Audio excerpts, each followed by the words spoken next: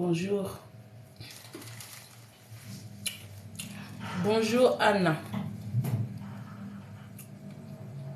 Nad King de moi-même. Bonjour. Sophia, bonjour. Noko Kitoko, bonjour. Ça passe vite. Oh là là. Clara, bonjour. Karine Neng, bonjour. Jossard, bonjour. Chancelvie, bonjour. Benji de mon cœur, bonjour. Bonjour à toi. Merci Naba Partage. Mimi Love de mon cœur, bonjour. Déborah Pemba, bonjour. Mon Pépé Lukoki, bonjour. Loretta, bonjour. Gaylor Pukuta, bonjour. Non, bon, c'est la bande de Nine, Gaylor, c'est comme ça. Lorenzo, bonjour. La charmante, bonjour. Papi Dems 2. Okenda Wapi, je suis là. Patricia Kaya, bonjour. Parfit Malonda, bonjour. Ida, bonjour. Bonjour la famille. La cadette, bonjour à toi la cadette. Bonjour la cadette. Nzunzi Top, bonjour. Becky, bonjour. Merci beaucoup.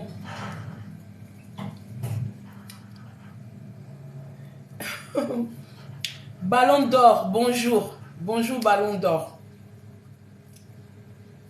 Bonjour bande de connaissances sur beaucoup de ma live. Oh, Magali, bonjour. Bonjour, merci pour les tapotages, merci pour le partage, merci la présence na binomio surtout.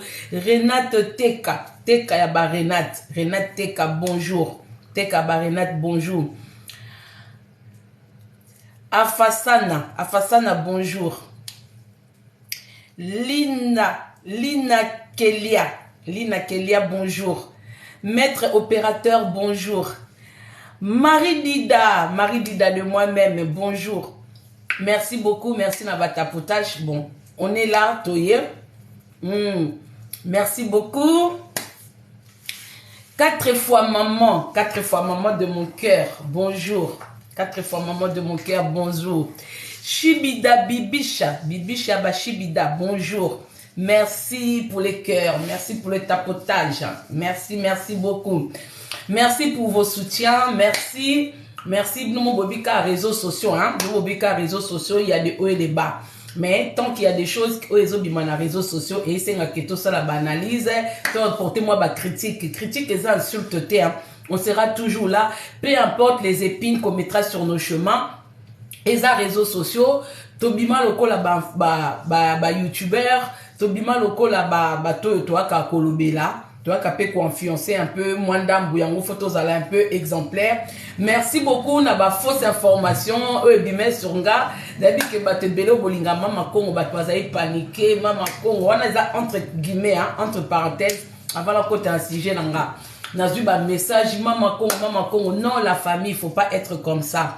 Naïbi que quand on aime une personne ou quand on apprécie une personne, so li kambe bimi, bilomo boyebi kaka. Au moins so batu ba komo lukela yo ba komo se lo ba manigance, ba komo se lo ba nini, ça veut dire que analyse est fanda kitoko, ça dit que critique est fanda kitoko et comme appelle c'est que fala que koma. Voilà. Donc biloko mususu amike nous n'est pas là pour ça. C'est pas nous les stars. D'abord, toi, bastard. T'es toi, quand le bateau va prétendre être bastard. Et quand ils prétendent être de stars, c'est à eux, il y a qu'on laver balinge sale dans la famille. Quand ça sort dans les réseaux sociaux, aux yeux de tous, chacun, même bino bateau, vous avez un commentaire, même biso, toi, kakoloba, et c'est un kaka toloba. Vraiment. Merci beaucoup Nabino, merci beaucoup. Attends bon moni un jour, eli bino mutakala mama Congo parce que vous savez quand on dort, quand on connaît pas le cœur de l'homme, on voit ce qu'on voit dans l'apparence. Okoko tanomba moko alati veste et cravate aza charmant, a charmer yo, aza responsable et tout, mais mukolo bato makabwanaka mutema de l'homme et l'aksasiko yo et là, ça c'est quoi, vrai face à moto. Quand il y a l'amour, quand il y a l'amour entre deux personnes, véritable face à moto, banate, parce que to lingani. Voilà. Donc, comme tout ça là, au kangi mi suyo ano boakami, aucun sentiment, aucun bolingo. Mais au yebi kamba butute. Donc, bon, comprendre un peu mon émotion parce que en dehors des réseaux sociaux, toza basi, toza ba maman, toza ba yaya, toza ba leki, toza ba tante, voilà. C'est un peu ça. Donc, ce moment là, moi, bibi na réseaux sociaux, ne soyez pas pressés. Pour ce d'habitude, c'est la mot analyse, c'est le mot très banal. Na quoi au fan de la mot, pour ce d'habitude, c'est la mot analyse. Na batuba sa qui montage, na batuba pibia qui na bimisa bango ba kizengi, na bimisa bango ba zoba. Siko nga siko to na ko bimisa batuba zoba, et sika batuba yinanga. Pourtant, la zone n'a pas danger, te, mais ils ont moi sagesse moko et outil de au-delà. Voilà. Moi, ya mukie wana kaka o batuba adversaire nanga bazana ngote. Voilà. Donc, moi, na fan de la ngo penza analyse exacte. Pour ça, na fan de la ngo analyse batu bele bobima bazoba mais ba on ba éviter que ba bazoba. Passons. Wana to leki quoi. Voilà. Donc, bande konanga ba mikolo mambibimi be na réseaux sociaux. Tout le monde papa moko babomiye. Wana ya lobby. Ou peut-être la peau quoi. Parce qu'aujourd'hui, je travaille pas, je travaille demain. Wana ya peut-être lobby. Voilà. Mais, pour les lots, vu que na minute yo, papa Jean-Robert, non, pour tient titre était, hein, na TikTok. Bon, nous avons titre, mais ici, qu'à titre, ils ont bimasouté. Bande konyo surtout bo s'abonner pas maman Congo na comprendre l'été na kozong sa sou ba retour té. Et ça la makaka, il y a un problème, venez plus tard. Refaisez plutôt qu'il faut refaire plus tard machin. Pour la comédie on a 10 000 retours. Mais bah on se bo s'abonner qui récemment, je n'arrive pas à faire bah retour. Bah charme de mon cœur. Frida bah charme. Gros bisous à toi. Bande konanga parmi bateau ba motivanga na kota na TikTok, c'est Frida Bacharme qui m'a motivé. Voilà, je profite parce que je l'ai vu na Monier Awa. Au fait, dans un linga TikTok te mukom susu moi li solo pour tout ça ka poto beta pe li solo. Tu peux on obete la bino pesa li solo. Mon susu na fanda ka be Frida Bacharme la copine de quelqu'un benginga. Abina zo une vidéo na omoko na tie na TikTok et talami yaka TikTok ngabi TikTok te Frida nga kuna te Frida bi yaka TikTok mwana mama yaka TikTok nga lobi te TikTok te Frida pardon kuna te voilà mais aujourd'hui naza quand même na TikTok. Gros bisous à toi Frida Bacharme là où tu es.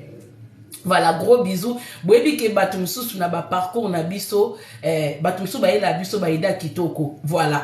Batumsusu au mona à lobino likambu nandenga bien parce que quand vous voyez déjà la tête de Frida, bon mon aza de afi moko omitu na moi mutu na ewana ya munene ndeti yanga na misu na ndeti ya ba chinoise na ebate so nationalité ba para na abaza mu Congo mais na ebite so misu wane utawa. Mais est-ce que fille peut asilikaka? Est-ce que fille peut bref? Ce qui le donne à TikTok, aza mutali bosso, nazo linga makamba TikTok te. Abenga en plus na tongo. Moi maman kota TikTok, kota. Merci à toi Frida. C'est vrai que na bungango, mais comme je t'ai vu, je me suis rappelé. Merci beaucoup. On a besoin des fois des personnes comme vous au ba orientaka baninga na isika bien. Voilà, là aujourd'hui na TikTok. Malgré, mais je m'épanouis aussi. La même épanouissement que j'ai sur YouTube, sur page, n'a eu pas épanouissement, na TikTok, n'a eu pas abonné, n'a eu pas bateau, bazo soutenir, na TikTok. Et c'est vraiment grâce à Frida Bacharme, mais pourtant, n'a eu TikTok. Voilà, gros bisous. Maman Paradis a dit pourquoi ma belle libanda. Maman Paradis n'a répondre yo merci beaucoup. Eza ndenge ya elamba na la eza des fois makambo bino bobenga ma belle libanda eza ma belle libanda te. Ce qu'on a répondre yo boy un tout yo baby sa vidéo live nanga mais essayez quand même na peso réponse sinon tes commentaires no etika sans réponse. Voilà, adaptation ya elamba. Voilà, il y a des habits comme ça mais même quand tu regardes comme ça tu vois pas. Tu vois pas, et ça, moi, sexy, moko caractérisé. Hein? On appelle ça sexy caractérisé. On appelle ça décolleté plongeant. Hein? Et ça, décolleté plongeant. Fermé en haut, fermé en bas, décolleté plongeant. C'est de ça qu'il s'agit. Ce n'est pas les sangs à l'air. Hein? Il y a le collandé dans la soutien, bon, la tapé body à transparent ou homoko à transparent. Ça se porte, voilà. On appelle ça décolleté plongeant. Décolleté plongé, ça va oyo et koyakabwe. Il y a des décolletés comme ça. Et il y a aussi des décolletés plongeants. Voilà. Merci beaucoup, Maman Paradis. Voilà. Donc, et puis, je ne suis pas des sangs en l'air, hein, j'ai mon soutien. Désolé pour la bande de YouTube, étant notre émission, dans YouTube, et c'est une répondre, maman na biso. Voilà. Donc, des fois, c'est comme ça, aux autres, ça, nos live, mon simple, na fundi ki moi souki, na nga souki milai, na tie moi gloss, mais na compliqué, na décolleté plongeant. Des fois, na kalanga na pyjama, des fois, na kalanga na peignoir, des fois, na kalanga na t-shirt, quand de boye beli mama kongo na bino, ça dépend quand de na la mouke laka, na makam na salaka. Bon, tokota siko, analyse na biso. Naïe, Jean-Robert. En tout cas, bon séjour à monsieur Jean-Robert en Afrique du Sud. J'espère que séjour est les bien, malgré comme tout le monde. Jean-Robert, pendant que vous avez la circulation, ce qui m'a tombé dans eloko, et c'est une analyse. So, c'est une analyse na oyananga. Ata boko c'est la makambo, ata bobibo luka mutakala nanga, ata bobibo no tinde nanga mibali, baba no draguer nga. Po mikolo ba drague ezo ye. Mais nazo ba keza piège, bon ba la bilote, bon continuer Carbo, Nadia Cardozo, gros bisous à toi. Voilà. Bon continuer la bilo, mais voilà quoi. Bon séjour à toi, monsieur Jean-Robert. Notanga comme na otepo. Msuso yo tanga pénaliste, mais pourtant na liste ya bato fait batanga comme noté otia maman, otia Chantal Bola maman paradis. Ngo chakingate. Mais na bangi na ngaka makambu, na bona ngo tanga kombo na yo na pesi na nga surnom ya Jean-Robert, prénom mo pe kitoko. Mais tant obimisa liste ya bato batanga comme noté ngo chakingate. Otiaki collègue nanga, Chantal Bola maman paradis. O chekiye, mengo chekingate. Bon, tokei. Bon, live on a eli papa Jean-Robert na Dora. Dora na London, Dora, bateau baby Dora pour to éviter ba combo à bateau. Nga ba pesa nga pe déjà combo bango na bango. Dora na London, tata Mwasi. Webi Nathalie, live ya Jean-Robert, na ziongo na plus, na ziongo pe na moins.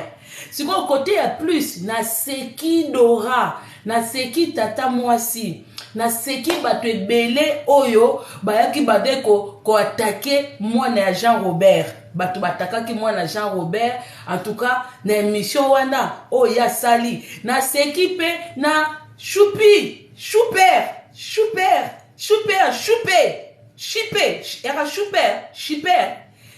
collègue ya Dora, bon rappeler nga nanu, kombo ya collègue ya Dora, comme na Chipper, nga la seki, merci beaucoup Sam, Chipper, ça m'a dessus, j'ai pitié pour toi, hein, Bakuli, Chipper, même si vous pouvez bien Chipper en haute pour yo, aux autres temps ba dessin animé, donc nande na lo ba Dora, nande na lo ba Chipper, Bakuli oyebi na haute, voilà. Donc Bakuli, moi j'ai eu mal pour toi, pourquoi? Parce que ozalaki à côté de Konabiso, ya papa Nabiso Jean-Robert, ozalaki pembeni. Ozolo bakoza chroniqueur, olobakoza journaliste, peut-être yango pe mtemema na poto. Mais nga na comprendre que koya poto no ezaki mukala parce que émission au Jean-Robert asali na wesh parce que journaliste pendo senti façon zoloba eza wesh il fallait qu'il y ait des moutons émission à Bongo. Mais il faut savoir, bande konambiso ya ba journaliste ya ba congolais. Il faut savoir que beaucoup de fois les musiciens se jouent de vous. Vous n'êtes pas des journalistes, vous êtes des porte-parole ya ba orchestre. Bozaba mukala. Ba démontrant plusieurs fois parce que quand ils ont besoin que bo finge la bango batu, c'est vous qui êtes là qui faites ce sale boulot. C'est vous qui faites le sale boulot na place na bango. Boye bo fingi batu bo comment quoi ba porter parole. Mais quand ils ont besoin que maloba na bango etambola, batu ba yoka bango. Comme on vous dit, c'est vrai, nous parlons lingala. Lingala, c'est une belle langue, c'est notre langue. Nous ne pouvons pas avoir honte de ça. Mais vous savez, il y a des langues qui ne sont pas internationales. Il y a beaucoup de langues dans le monde. Hein. Il y a beaucoup de langues. Les chinois aussi, c'est une langue. La langue chinoise. Il y a beaucoup de langues. Mais il y a des langues internationales. Il y a des langues pour faire des affaires. Par exemple, l'anglais c'est une langue internationale. Si tu veux faire des affaires dans le business, dans quoi que ce soit, si tu as comme langue l'anglais, c'est un plus. Même au niveau de Moussala, il y a du travail, il y a de boulot qui nécessite d'être bilingue.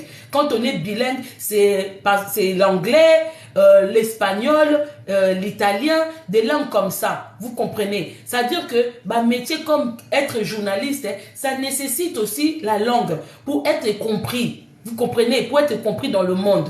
Parce qu'il y a de langues, par exemple, quelqu'un qui parle français,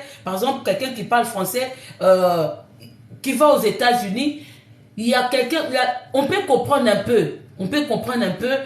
Bonjour, acheter, il y a des mots où un anglais peut comprendre. Par exemple, quelqu'un qui parle anglais qui arrive en France, même s'il ne sait pas parler français, mais avec des petits mots en anglais, l'interlocuteur peut comprendre. Mais notre langue lingala, c'est pas une langue internationale. On peut parler ça un tout petit peu en Angola, on peut parler ça à Brazzaville, ça s'arrête là au fait, ça s'arrête là. Au-delà, c'est même Kiswahili qu'on peut retrouver un peu partout, la langue Kiswahili. Au Congo Kinshasa, les personnes qui ont la langue, qui parlent Swahili, ils ont la possibilité d'aller parler Swahili. En Zambie, ils ont la possibilité de parler Swahili. Vous savez, même en Tanzanie, il y a des petits pays là comme ça tout autour, là où on parle aussi Swahili. Donc ça veut dire que quand vous voulez faire le métier, il y a journalisme, il faut aussi avoir la langue. Il faut avoir au moins la langue française. Si vous avez du mal avec l'anglais. Parce que vous qui venez de Kinshasa, nous on prend ça en second degré. Nous, on prend pas ça en premier degré. Vous savez, réseaux sociaux, façon batwa poto bazula, réseaux sociaux na batwa Congo ezande moté. Biso awe bakuli. Biso a na poto, toya kana biso to sali, mais à côté toya na misa na biso. Toya na misa na biso. Bon, non bloqué na ngayote, zalaka wana bo bloqué batute hein. Songa mona ko na moni mutu na ko tendeti na tie na sordine. Voilà, na tie na sordine parce que ma comme na lo besoin intéressé nango. Qu'est-ce qui se passe avec voilà. OK, muet. Voilà. Akenae afane na muet. Voilà. Donc, est-ce nécessaire? Mais bateau bazan neti na Congo Kinshasa, musala o bango basalaka eza penza en premier degré, bato kango vraiment en considération parce que yango te pesa bango kolia, yango te permettre bango ba voyager, yango te permettre bango ba futa bandako. Mais biso eza nango un petit plus parce que ne naza boye lobi na sa ki butu. Nazongi nanga na tongo. Et donc eza plus important pour nanga eza fiche de paye ou eko permettre ngam tout na zo moi crédit na sala moi démarche moko boy ozo comprendre bakuli. Donc ça veut dire quoi? Ça veut dire que soko zala ki na facilité ya na visibilité na langue émission oyo Jean-Robert Asali na ndeko na biso wana, il aurait pu le faire avec toi parce que vu que azana guerre tout le monde dans les réseaux sociaux, parce que Didi Stone, elle est suivie. Beaucoup de gens, naba étrangers, ont compris, même s'ils ne comprennent pas tout, mais ils ont compris à travers Didi Stone qu'il y avait un problème avec son papa, qui est Kofi Olomide, Jean-Robert. Voilà, ils ont compris qu'il y avait un problème. Parce que même les Camerounais ont pris le dossier, même les Ivoiriens, mais maîtrise comme telle, il n'y avait pas. Parce que chez nous, on explique tout le temps en Lingala. On explique tout le temps en Lingala. Donc, ils n'avaient pas vraiment la maîtrise de l'histoire. Mais à travers Didi Stone, les gens comprenaient qu'il y avait un ça ne va pas dans leur famille. Mais Kofi Olomide, M. Jean-Robert, il avait besoin de faire passer le message, de parler même pas en globalité, mais il avait quand même besoin de passer un message à son enfant. Donc, qu'est-ce qu'il a fait? Il est parti voir quelqu'un là où il pouvait s'exprimer en français. Une personne qui pouvait l'interviewer du début à la fin en français pour que le message passe. Et cette personne-là, Bakouli, ce n'était pas toi. Ce n'était pas toi. Tu étais à côté. Tout ce que tu as pu faire à côté, il y a un qui a pique. Nadora et l'autre on s'en est qu'à il y a monsieur Jean-Robert car aux voit qu'il a un pique au bois pique alors que au coquet pour une émission moko peut-être n'engozawana m sous tanga au yebi pe koloba français au coquet pe ko fandi ça interview oyo ndeko wana po wana za wesh émission wana ozo sentir penza ke garçon wana za wesh po azo beta penza ba biloko ngo système penza ke o sentir penza ke ghetto et fandi wana ezoloba.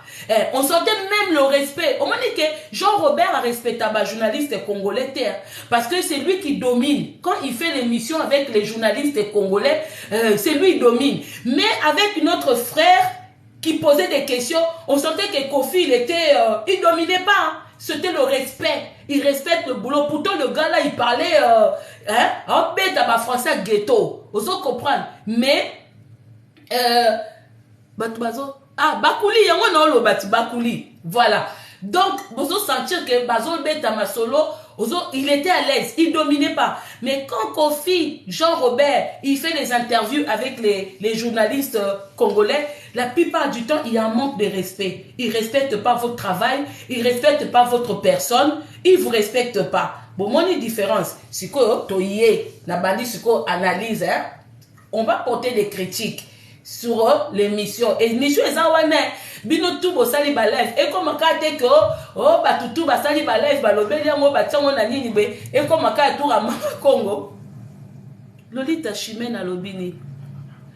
Ah Bakari. Ah OK. Bakari. Dodo kolo. Ndeko la nga dodo kolo. Obi kinga la baka za Bakuli. Na comprendre pourquoi la be ake Bakuli. Ah c'est Bakari. Ah ok, désolé. Non. Na sala na côté. Ali Misangé Sikazali. Bakuli. Ok, Bakari. Pourquoi la benga Bakuli au fait? Je sais pas. Bon, ok nango. On m'a dit que Bakuli fait l'effort. Bakali. Fait l'effort. Ndengoza awawa. Zwa mukanda. Tika kijalelo. Tika qui porte parole. Sans porte parole, oui. Mais tant que chroniqueurs, beaucoup de chroniqueurs congolais se sont placés dans ma partie, dans ma groupe, il y a des musiciens, qui fanatiques. Il y a un musala oyo et ils ont respecté parce que les musiciens vous donnent de l'argent pour na koya kolobaka, barope sabino banini bwe. Donc voilà. Bon, Tokei.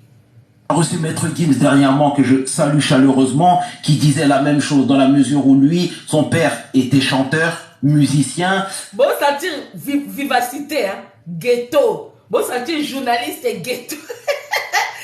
Awa, mon pao, hein? Jean-Robert, respect. Parce que awa, on peut que na moi, on peut boiter, azo fan, awa, que na moi, pendant le système, hein? NK, tu m'avais bloqué, pourquoi d'abord? Je t'ai pas bloqué. Au fait, il y a tellement de gens qui ont été bloqués, j'ai pas compris. Il y a un débloqué, sur la scène, bloqué, parce que je n'ai trouvé même 4 fois maman bloquée. Je sais pas qui l'avait bloqué. Voilà. On m'avait même expliqué comment enlever les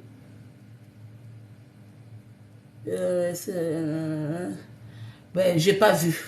Bon, ok. Mais il n'était pas présent à la maison. Tu vois. Et toi, c'est quoi, toi, par rapport à tes enfants, ta situation? T'étais impliqué parce que je sais que t'as beaucoup d'enfants. Moi-même, mon papa était contre le fait qu'un de ses enfants touche à la musique. Moi, j'ai triché, je me suis débrouillé en rasant les murs que je faisais ma... Ah, c'est quoi ça? J'ai persisté dans l'exercice. Et Dieu sait si aujourd'hui ça payait. Et c'est comme ça que je leur ai dit que ma maman, c'est... je sais pas comment le dire. Non, j'ai pas dit tu as bloqué 4 fois maman. Non, j'ai dit même toi, je t'avais vu qu'on t'avait bloqué. Et j'étais débloqué. Je sais pas qui t'avait bloqué. Même Yopé, la mona qui a liste à bateau, bah bloqué. J'ai pas compris. Elle me manque terriblement. Peut-être que beaucoup de choses qui m'arrivent aujourd'hui, c'est peut-être parce qu'elle n'est plus là. J'y pense quelquefois, et dans le noir, je verse une larme. Bon, là donc c'est moi d'abord parti ou un souboyo qui vient te pour je parlais en même temps. Je leur ai dit que ma maman, c'est, je sais pas comment le dire, elle me manque terriblement. Peut-être que beaucoup de choses qui m'arrivent aujourd'hui, c'est peut-être parce qu'elle n'est plus là. J'y pense quelquefois, et dans le noir, je verse une larme. Bon, de connaître papa la biso à lobby, c'est normal, hein? Il a perdu sa maman. Bisogno surtout muto, perdre un être qu'on a aimé, surtout dans les parents, ça fait mal. Là, lui, il n'a pas dit par rapport à son papa, il a dit par rapport à sa maman. À lobby, maman n'a manqué tellement. Peut-être il y a certaines choses qui lui arrivent aujourd'hui que ce qui maman n'a zalaki et n'a qu'à arriver l'été. Moi, ça m'a ticté un peu, hein, la famille. On va un peu analyser sur ça. Hein, monsieur Jean-Robert, Kofi. On va analyser. Obi que, en lingala, ou l'obi que, bakamusu sezo ko arrivé lo lelo, peut-être que ceux qui maman no azalaki engel ko arrivé lo te. Bon, yo mo yebi makambango. Mais moi, je sais que quand ta maman, elle était en vie, tu couchais toujours avec les danseuses. Hein? Ça veut dire quoi? Ça veut dire que makamusu ozo ça là, c'est elle qui t'encourageait, c'est elle qui maîtrisait ça. Et aujourd'hui, elle n'est pas là. Tu n'as plus le maîtrise de ça. Parce que quand ta maman était là, les filles des danseuses étaient toujours enfermées. C'est ta mère qui gérait les danseuses. Tu comprends? Voilà. Quand ta mère était en vie, ta mère n'a pas réuni tes enfants. Hein? Voilà. Pendant que ta maman était là. Parce que moi, j'aimerais bien quand même savoir. Bon, tu as dit que ton papa n'aimait pas que tu fasses la musique, mais ta maman, c'était ta première fan. Donc, elle t'encourageait parce que les mamans ont toujours un grand cœur. Hein? La maman a toujours des grands cœurs. La même façon que ta maman t'a aimé, que toi aussi tu as aimé ta maman, c'est la même façon que ba maman va danser zipé, ba ema ba nana bango, ba pesa ba nana bango ba yaki pe koluka vie et pas na yoko ya kobina pour ba zoape vie kitoko ba sunga pe ba maman na bango. C'est ça la différence. L'homme est égoïste, hein. Vous savez, l'homme est égoïste. Et quand je dis l'homme avec un grand H en général.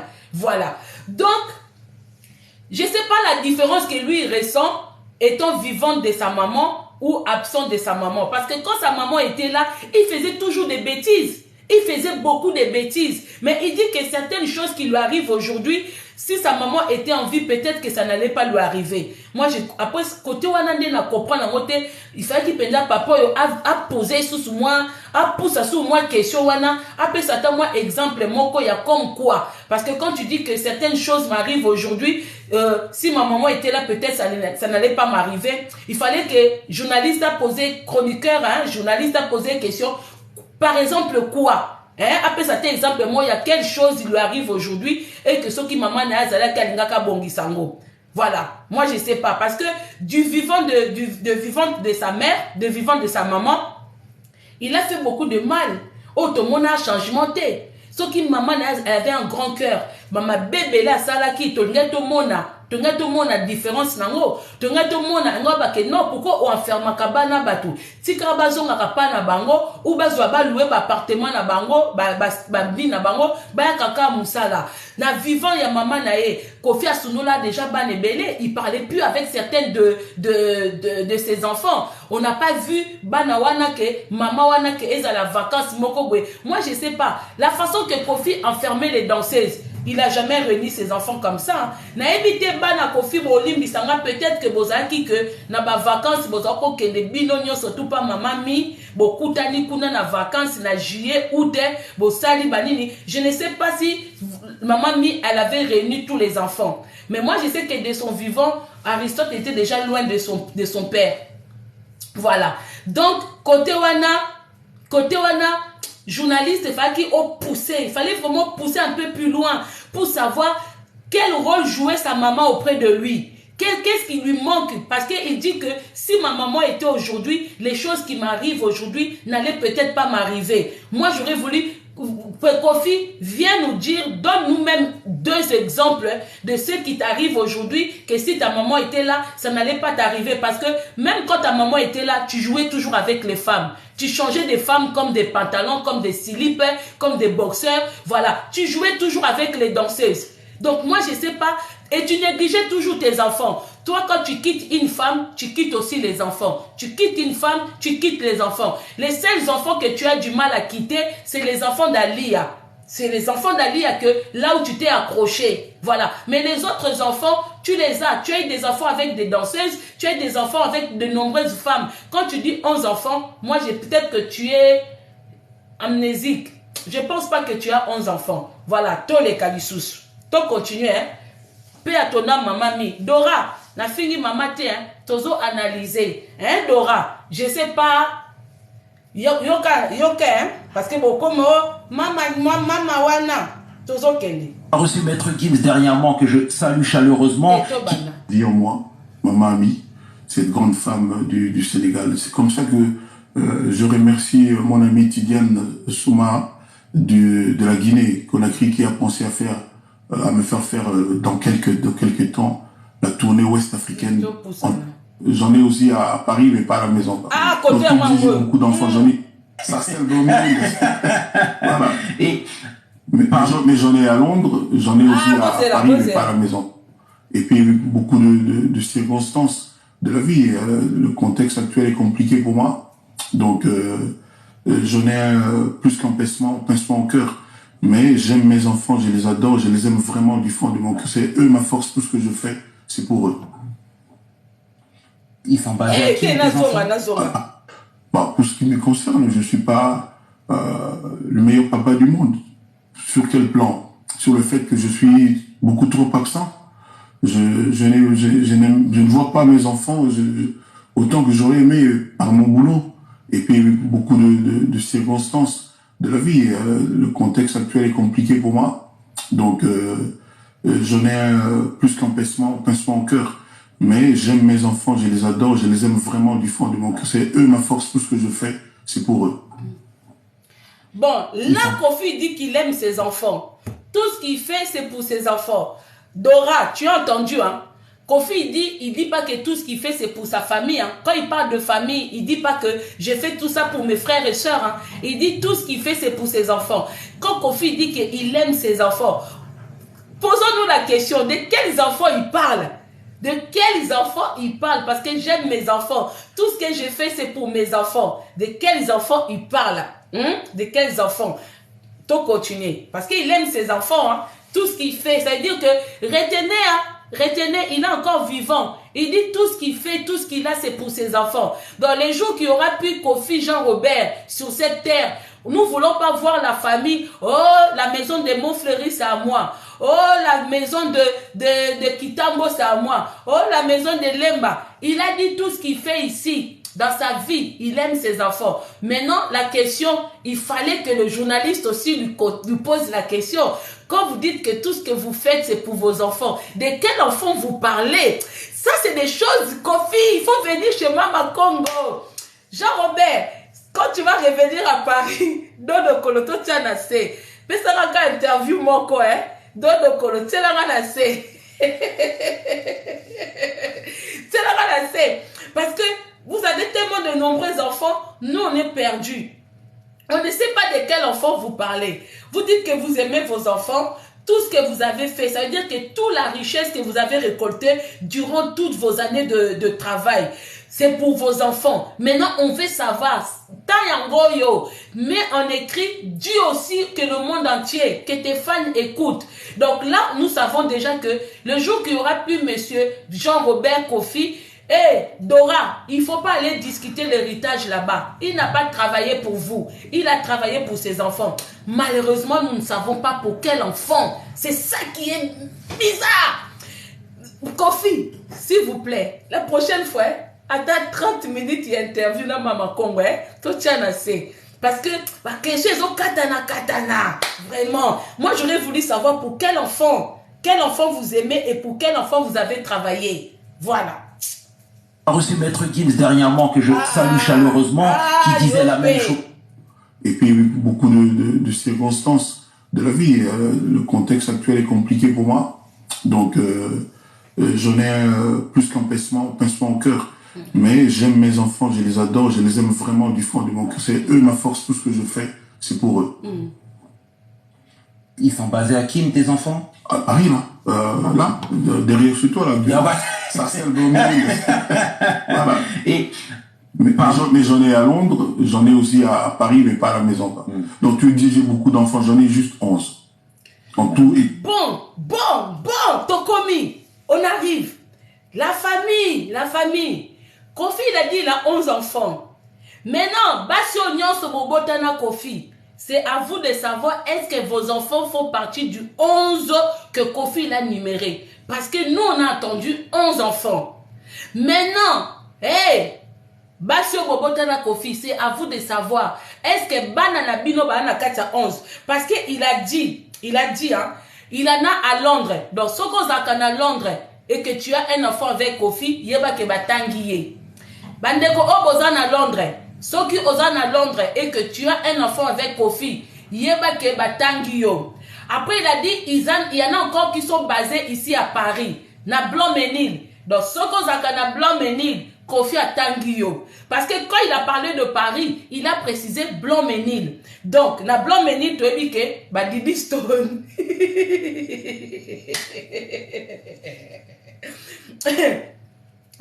À Blanc-Ménil, tu as dit que ce sont les Didi Stone. Il a dit. Donc, maintenant, il n'a pas parlé des États-Unis, il n'a pas parlé du Canada, il n'a pas parlé de Kinshasa. Il n'a pas parlé de Kinshasa. Hein? Donc, bon, le bâté que, oh, moi, non. Il a dit, il a 11 enfants. Na 11 enfants, il a dit, il y en a à Londres. Il y en a à Paris, précisément à Blanc-Ménil. Bon, qui bien? Bon. Pour tout. Une bénédiction. Voilà, merci. Toi-même, tu es un pincement au cœur. Mais j'aime mes enfants, je les adore, je les aime vraiment du fond de mon cœur. C'est eux ma force, tout ce que je fais, c'est pour eux. Ils sont basés à Kin, tes enfants? À Paris, là, derrière chez toi, là. Ils sont basés à Kin, tes enfants? Bah, tout n'y est question. Tes enfants, ils sont basés à Kin. Abi, non, à Paris, hein. Ça veut dire qu'à Kin, Kofi n'a pas d'enfant. Kofi, monsieur Kofi, si je me trompe, Yako Bandela. Parce que c'est des archives, hein. On lui pose la question. Tes enfants sont basés à Kin. Il a dit non. En plus, le non, on est Kendi et Keia et Kepenza. Non. Alors, non. Ça veut dire que si toi tu es à Kin et que tu prétends avoir un enfant avec Kofi, Kofi n'a pas des enfants à Kinshasa. Kofi, ses enfants sont basés en France et puis Moussous à Londres. Ça, c'est lui qui a dit. Parce que ton balobi nae et dans France, alobi précisément et ton balobi nae, tes enfants sont basés à Kin. Boza na ozong c'est la bino alobi non. Boza tozong sandam. De circonstances de la vie, le contexte actuel est compliqué pour moi. Donc j'en ai plus qu'un pincement au cœur. Non. Mais j'aime mes enfants, je les adore, je les aime vraiment du fond de mon cœur. C'est eux ma force, tout ce que je fais, c'est pour eux. Ils sont basés à Kin, tes enfants? À Paris, là, derrière chez toi, là. Ça c'est le domaine. Voilà. Mais j'en ai à Londres, j'en ai aussi à Paris, mais pas à la maison. Donc tu me dis, j'ai beaucoup d'enfants, j'en ai juste 11. En tout et pour tout. Une bénédiction. Voilà, merci. Toi-même, tu es un enfant. Bon. 11. Il dit 11. À Paris et à Londres. En tout cas, Dodo Kolobande Kobasi. To pendant Koluka 11 wana. Didi Stone na ba frère Nemi Balé, ça fait 3. Aristote na Minou, ça fait 5. Rocky, ça fait 6. Toke Malembe. Bosunganga. Yalobi 11. Tobe kanon kokoti sa o biso toyoka na ba combo. Didi Stone baza 3. Aristote na Minou baza 2. Et ça lit 5. Rocky 6. Diego, oh maman na na Belgique comme na Londres. C'est pour ça il a dit na Londres. Parce qu'il a reconnu Diego. Moi na fille Rachel. Oazala ki na nini. Diego, ça fait 7. Elvis, hein? Il n'y a pas Elvis. Elvis. Magoza na Suède, batangi Suède, mais tu es quand même Elvis. Elvis, ça fait 8. Après, il y a qui encore aussi Toyoka? Il y a qui encore aussi Toyoka?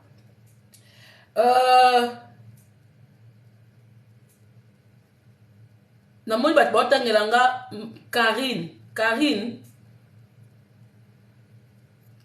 Te toke malembe ko Chris Cross et Zakanan.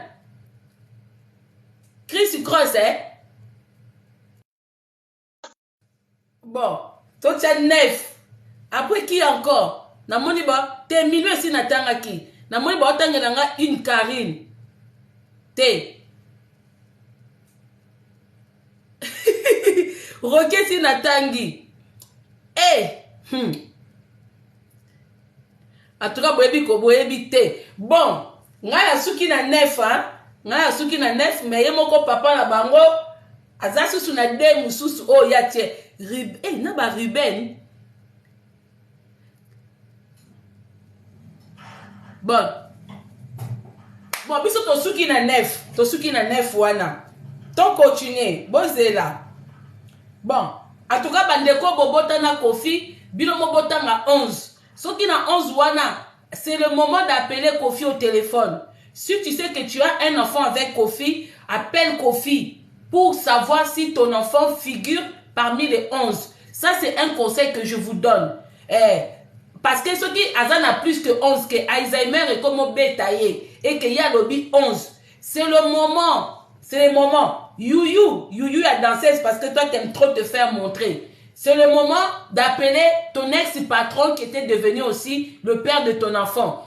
Bengaye, Otuna, est-ce que quand tu as numéré 11 enfants, est-ce que Ngai moi Nanga Yuyu Azana 4? C'est à vous de savoir. Donc voilà, Tokei. J'ai reçu Maître Gims dernièrement que je salue. Force, tout ce que je fais, c'est pour eux. Ils sont basés à Kim, tes enfants? À Paris, là, derrière ce toit, là. Sarcelles mais j'en ai à Londres, j'en ai aussi à Paris, mais pas à la maison. Donc tu dis j'ai beaucoup d'enfants, j'en ai juste 11. 11. En tout et pour tout.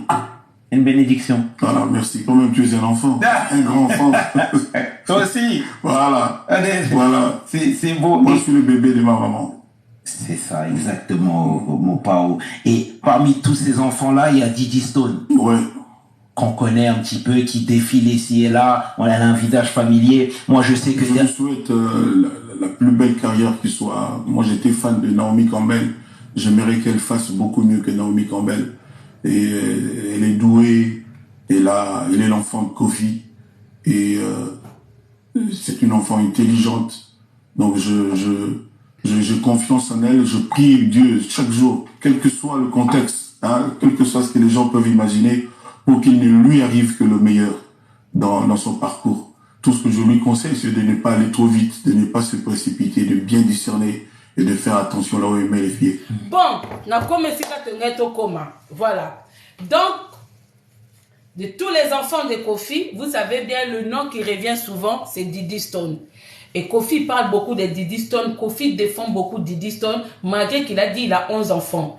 Vous-même, vous avez entendu que, à l'époque, Kofi disait, Jean-Robert disait que, dès lors, un enfant pour lui, un enfant grandit, il n'a plus besoin de Kofoul à cet enfant, il n'a plus besoin de dédicacer cet enfant, il n'a plus besoin de parler, parce qu'on lui avait posé une question sur Aristote. À l'époque, je me rappelle, je ne sais plus c'est quel journaliste ou chroniqueur qui lui avait posé une question. Pourquoi est-ce que vous chantez que de Del Piero, vous chantez que le Didi Stone, tout ça? Il a répondu que pour lui, quand le Aristote était petit, il les a chantés. Dès lors, ils ont grandi, plus question de le mentionner. Mais Didi Stone a 24 ans, si je ne me trompe pas. Mais au-delà de ces 24 ans, elle est toujours dans la bouche de son papa, elle est toujours dans l'admiration de son papa, ça a fait beaucoup. Bon, c'est pas à nous de le dire qui aimait et qui n'est pas aimé, nous sommes pas là pour ça. Je vais juste dire que à l'époque, quand on lui a posé la question sur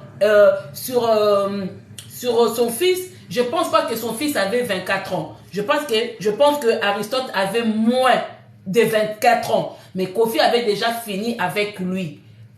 Kofi avait déjà fini avec Minou. Je pense qu'à l'époque, Minou aussi avait moins de 24 ans. La famille, Potem Sabino, hein, quand on vient faire des analyses par rapport aux choses qui se passent dans les réseaux sociaux, non, on ne se mêle pas des affaires des gens. Quand ça vient sur les réseaux sociaux, chacun doit porter son avis. Voilà. Ma belle Kofinga. Mais, moi, je Sabino. Na banalise na salaka. Nazonge no batu oh parce que beaucoup de gens batanga pe Bible balinga ba comprendre la Bible té. Même na likolo kuna nzambe pe nzambe oh bino za likolo. Moi je sais pas hein pour na ba chrétien. Nzambe pas za injuste parce que parmi les anges azaki pe na ange Gabriel oh bazoye bakaza mutema penza. parmi bana na ye aza Jésus o azaki kolinga mingi mais azaki na bango ebele pona lola kuna bazaki ebele mais ange Gabriel to mona ke yem tazonga ka na Bible ange Gabriel ange adoré. Quand Jésus aussi est venu sur terre a vu 12 apôtres mais parmi les 12 apôtres wana apôtre oh Jésus alingaki mingi ezaki Jean. C'est-à-dire que même na ba parents même biso ke maman biso abota biso boye ye mona mutema na ye même na ba geste ayebi mwana nini oyo alingaka mingi. De tous les enfants de Kofi, on a compris que Kofi aime beaucoup Didi Stone. En tout cas ba minou esika boza na bana mususu na ebité te alinga Pierre mingi te eza Jean de Kofa Toubé eza Pierre te eza Jean. Il faut revoir la Bible eza Jean. Donc, même na ba parents de tofana nanda kubo, il faut pas vous mentir. Okobo tabana na ozana bango, on dit pas kolinga bango nyoso tout est mosaka na mwana moko, o mona pena msusu zo lingo beta mais liboka ezo suka. Yo, msusu zaka, yo na ko beta yo mo beta ka jamais. Mais soki msusu mbate se kendaki. Yo na ko beta yo mbate ko marate. O mona mwana msusu, azo sala musala zo tungisa mais ezo sala diki ne mwana o tungiso. Mais so bana msusu, tiko tungisa ngai punition. Eza bongo mais bazaka bana na yo to meni bango 9 mois mutalo bate kolinga bango te.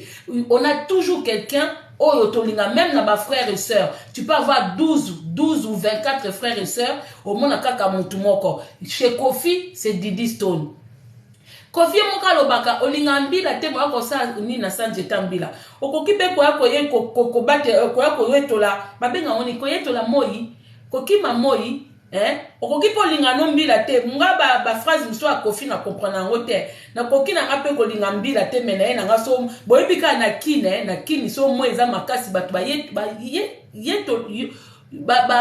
ba fan de la moye voilà. Donc ce qui toke na contexte ya Kofi que olingaka mbila te okosa ni na sanje tambila soki na contexte o yazo lobake muta koki ko bata moye soki yazo bango na contexte o ezake soko lingaka mbila il faut linga penze tambila. Ça veut dire que si Kofi aime Didi Stone, ça veut dire il aime beaucoup la personne qui lui a donné Didi Stone qui est Alia. Parce que Didi Stone o Kofi linga mingi abimi na libumu ya Alia. Ça veut dire que pour Bolingo makase que n'est pas Didi Stone, c'est-à-dire que la maman était aimée. La maman était aimée.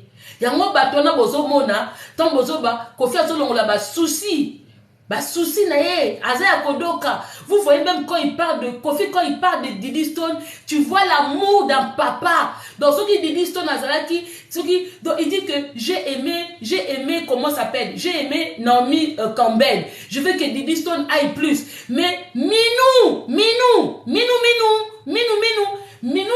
aza entreprise, aza auto-entrepreneuse. Aza soki donc asala kamakam na Kinshasa Kofi asala mwana na publicité te atinda bakuli basela mwana na publicité te atinda bakisi njora basela mwana na publicité te. En aucun moment Kofi afanda na plateau il parle de sa fille séjourne à Kinshasa. Sope bazaka na nini te. Je ne sais pas à quel moment froideur wana kotaki entre yena bana wana. Je ne sais pas ce qui tant maman na yazalaki parce que sa maman lui manque tellement que son maman na yazalaki ameke ko ça la réconciliation wana. Je ne sais pas. Donc tant batu bozo côté on bozo mona un enfant qui est choyé, un enfant qui est beaucoup aimé neti Didi Stone, elle sait aussi où faire son papa mal. Elle sait aussi où faire son papa mal.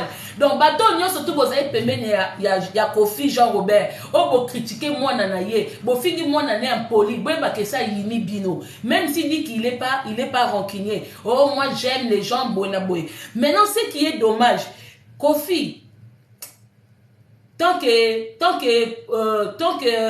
chef de quartier, la Tamagé, c'est Koufanango, tant qu'un homme, tant qu'un papa, tant qu'un chef d'entreprise, tant qu'un leader de groupe, oza mutema mabe, Vous avez peut-être un bon papa pour Didi Stone, mais vous avez monté Mamabé. Parce que les enfants qui sont venus, Koluka Moussala Panayo, la plupart, Bazaki n'a c'est à âge au moins, Lelo. Toi, tu cherches une bonne carrière pour ton enfant. Tu dis que malgré tout ce qui se passe, si tous les jours tu pries pour ton enfant, mais tu avais les enfants, Yabaninga Nanda Kunayo. Tu avais les enfants, Yabandeko, Yaba papa Moussousou, Naba maman Moussousou, na c'est un groupe Nayo. Oyo Bana Wana ba espéra qui peut causer na ba carrière ya ba danseuse élevée que tu pouvais aussi les propulser. Yango esika wana bande konde toyo kanana binote ba fanatique. C'est là qu'on était. Parce que Mouton peut espérer meilleur pour ses enfants. Tu dois aussi faire meilleur pour les autres, afin que tes enfants héritent aussi du bien que tu as fait aux autres.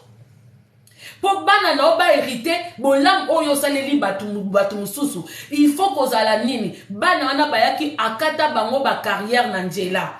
Akata bango na to sisi limité tozo ya. Akata bango bana na baye na mona ba témoignage ba interview à Nono ba Diamant. Elle est venue dans le quartier latin, elle avait sur ses 18 ans ou 19 ans. Bon excusez nga bandeko, à l'époque où ba Nono ba Diamant 19 ans zaki nango a jamais l'été parce que bisomo a même na poto. Moi quand j'ai eu 18 ans, quand j'ai eu 19 ans, j'étais pas aussi mature qu'aujourd'hui. Et ça, moi, la moussous, na 18 ans, ça m'a yélé. Mais na ba niveau, ba ki, nous, wana de tozaki pa ba parents, na 18 ans, ose la ba lambela yo, maman lamba, ba ti la binonini, na 18 ans, osa responsabilité. Tu n'as pas de travail, tu n'as pas d'argent de poche.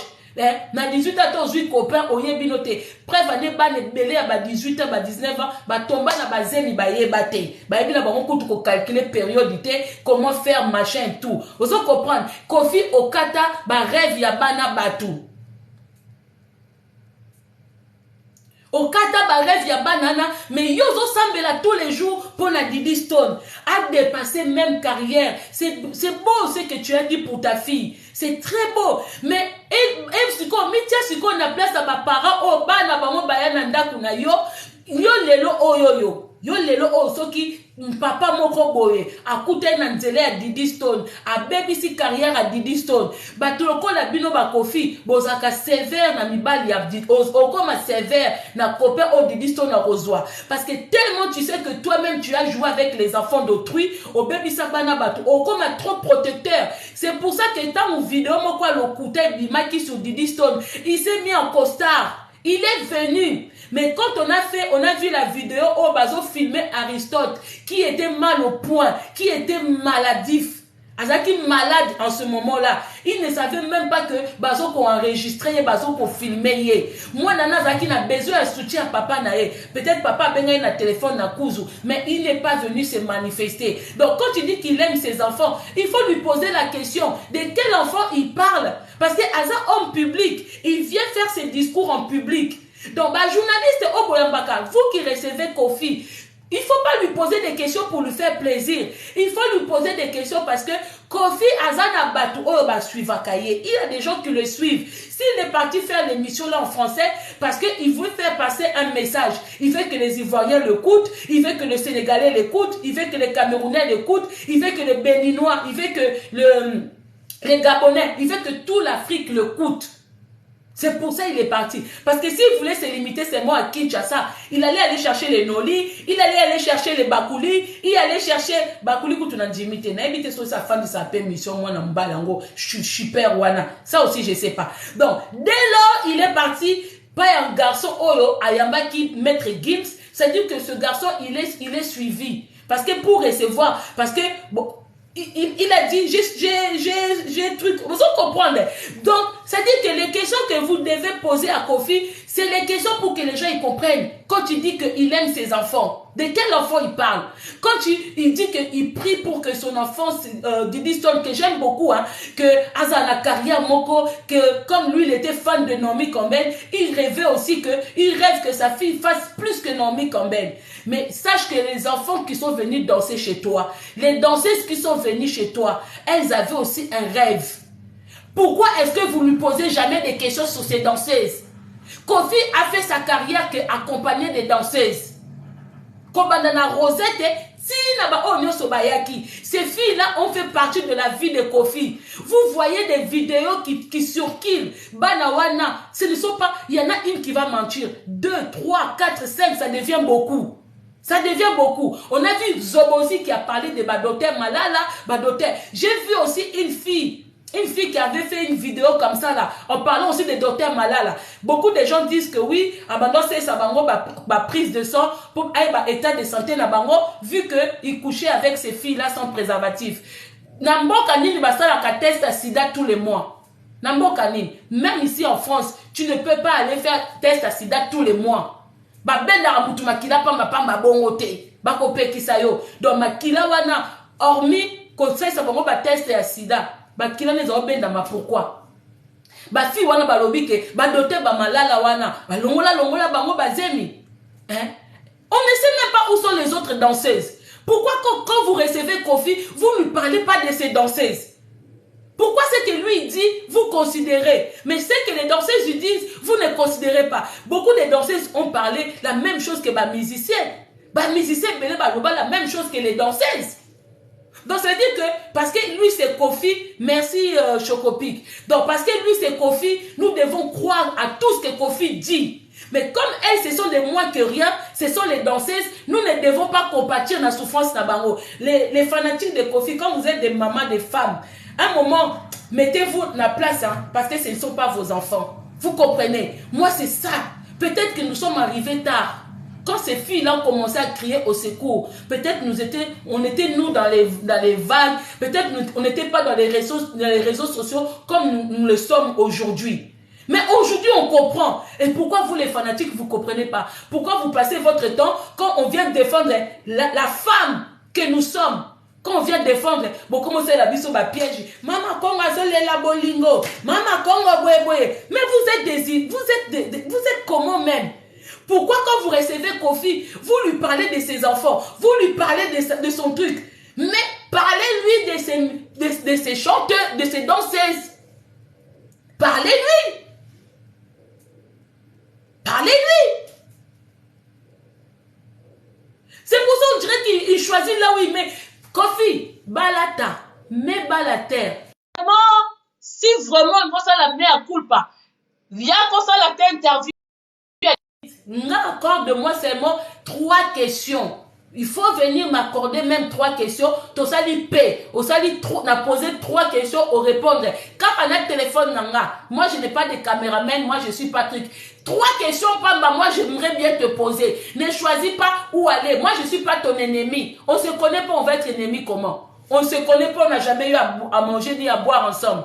Yoza, soi-disant star, moi, analyse et je fais analyse sur ta vie. Mais viens nous demander, hein? Vous avez des chocopics, vous avez beaucoup de gens qui font des analyses sur vous. Hein? Moi, je connais aussi des gens, ceux comme Monique Baoselo analyse et que ma kamsou baolo bazo ke bongote. Mais accorde aussi, accorde biso pe interview, pour te poser ma question, oui. Moi, j'étais derrière toi, dans le tribunal. À un moment, je voulais même vous sauter dessus. Parce que je voyais la tristesse et la colère n'a mis sur la danseuse quand tu montais sur elle. Dans le tribunal, j'étais là. Dans la salle, c'est-à-dire, danser, yoza na bar, danseuse, baza, na avocat. Nous, moi, j'étais derrière. Je voyais ma fille, wana soka ko kosi, baléli, soka ko. Vous savez quand quelqu'un ment sur vous et que vous êtes incapable de faire démontrer aux gens la vérité, vu que ça fait des années et quand ça s'est passé, il y a des choses qui se sont pas conservées, il y a des preuves qui sont pas conservées. Donc ma fille wana bambona kiko, on dirait que soka kofi a fumoli monoko, ba wana ti posa ba kufa. Surtout la Béni. Béni wana lela même ceux qui te kaka wou, on dirait robinet. On dirait robinet. Pourquoi vous ne posez pas de questions? Mais quand lui il s'agit de sa fille, il est protecteur. Mais quand il s'agit des enfants des autres, comment jusqu'aujourd'hui tu enfermes toujours des danseuses na Montfleury? Tu n'es pas leur protecteur. Leurs protecteurs ce sont leurs parents. Yosa employés. Mais au salé libana batuba qui coucou derrière ta maison pour avoir la surveillance sur eux. Au fait, comme ça, au séquestra kabango. Ça, ce n'est. Et puis ces filles-là, elles ont tellement peur que, so batie bango micro, te fa na volonté na biso, elles ont volonté na bango te. Et puis il faut comprendre, bien pour que si ma fille wana so boké na bango na micro na Montfleury, pour ba mabe à Kofi. Baba Mabe a profité parce que baza encore sous l'emprise de leur gourou. Kofi Aza gourou. Il n'aime personne, il n'aime que lui-même. Donc à part lui, c'est Didi Stone. En fait, à part Kofi, c'est Didi Stone. Donc Kofi, ça dit que pour avoir Kofi, il faut Didi Stone. Et ta fille, hein, elle restera toujours ta fille. Mais au moins quand même, elle comprend quelque part aussi aux amoutées Mamabé. Aux amoutées Mamabé. Parce que en plus, les gens ils ne comprennent pas. Hein. Kofi Azabatoyo, Tindika Tchakal. Il va faire des émissions où il donne des éloges à sa fille. Mais quand il est avec Bakouli Pembeni, il envoie ces gens-là envoyer des pics. Envoyer des pics. C'est-à-dire que Bato Baza Pembeni naye ayebike makambo baosala eza ba pic envers son ex-femme, envers sa fille. Ayebike baotinda ba pic. Donc lui il est comme ça, yo bino botinda ba pic, mais lui quand il passe à l'émission, il lance les éloges que j'aime ma fille, je souhaite non mais Kofi Aza papa toxique. Et un papa, même si tu aimes ton enfant à mort, mais tant que tu dis que tu en as 11, tu ne peux pas kokanga, c'était toujours na moko. Même biso oyoyo, ba maman ya biso ba na bana o balinga plus. Yo moko zo sentir mais po ya la kisa. O kan akoloba te na linga bino ka nde moko. Même Jésus, au moment où ba passage moko biblique, il aimait beaucoup Jean. Au sentir quand on va passage moko boye, Jean a toujours moi pembeni. Au sentir à moko de Jérusalem, à Kiti, à Matisse Jean, vous comprendre. Mais dans l'ensemble boye, on a parlé de Jean, on a parlé de Matthieu, on a parlé de Pierre, on a parlé de Thomas, on a parlé de tout le monde. Mais ici tu 11 enfants, mais Azo Betaka c'était na Didi Stone. Comment tu veux que les autres enfants, quand tu dis que tu es un beau père, que tu aimes tes enfants, numère tes 11 enfants, c'était le moment pour toi de dire tous les noms des 11 enfants oh yozo kanisa kobota. Ba mamba nana pesika baza, ba sentir que oui, papa aussi nous aime. Il ne suffit pas de dire que j'aime mes enfants, parce que là, quand tu parles d'aimer tes enfants, biso to mona kaka, ba na wane ya blanc menil.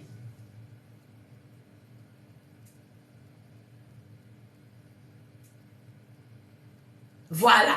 Donc, to continuer.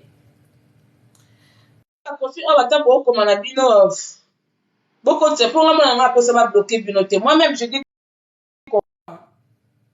J'ai reçu Maître Gims dernièrement que je. Aussi. Voilà. Voilà. C'est beau. Moi, je suis le bébé de ma maman. C'est ça, exactement, mon Pao. Et parmi tous ces enfants-là, il y a Didi Stone. Ouais. Qu'on connaît un petit peu, qui défile ici et là. On a un visage familier. Moi, je sais que... Je lui souhaite la plus belle carrière qui soit. Moi, j'étais fan de Naomi Campbell. J'aimerais qu'elle fasse beaucoup mieux que Naomi Campbell. Et elle est douée. Elle est l'enfant de Kofi. Et c'est une enfant intelligente.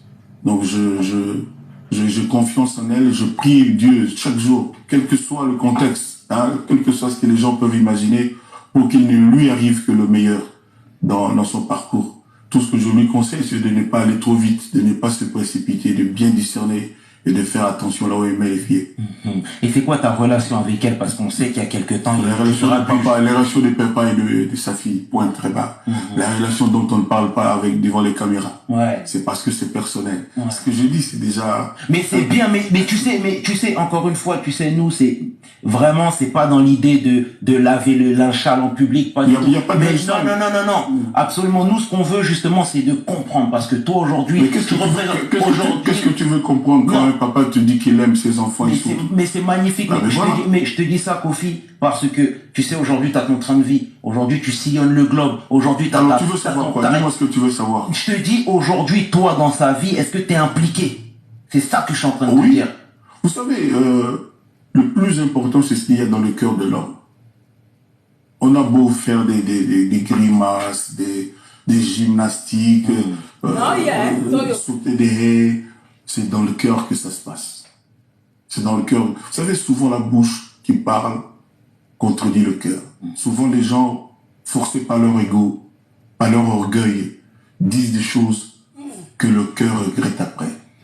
Voilà. Donc le plus important, c'est le cœur. Le cœur de l'homme doit être bon.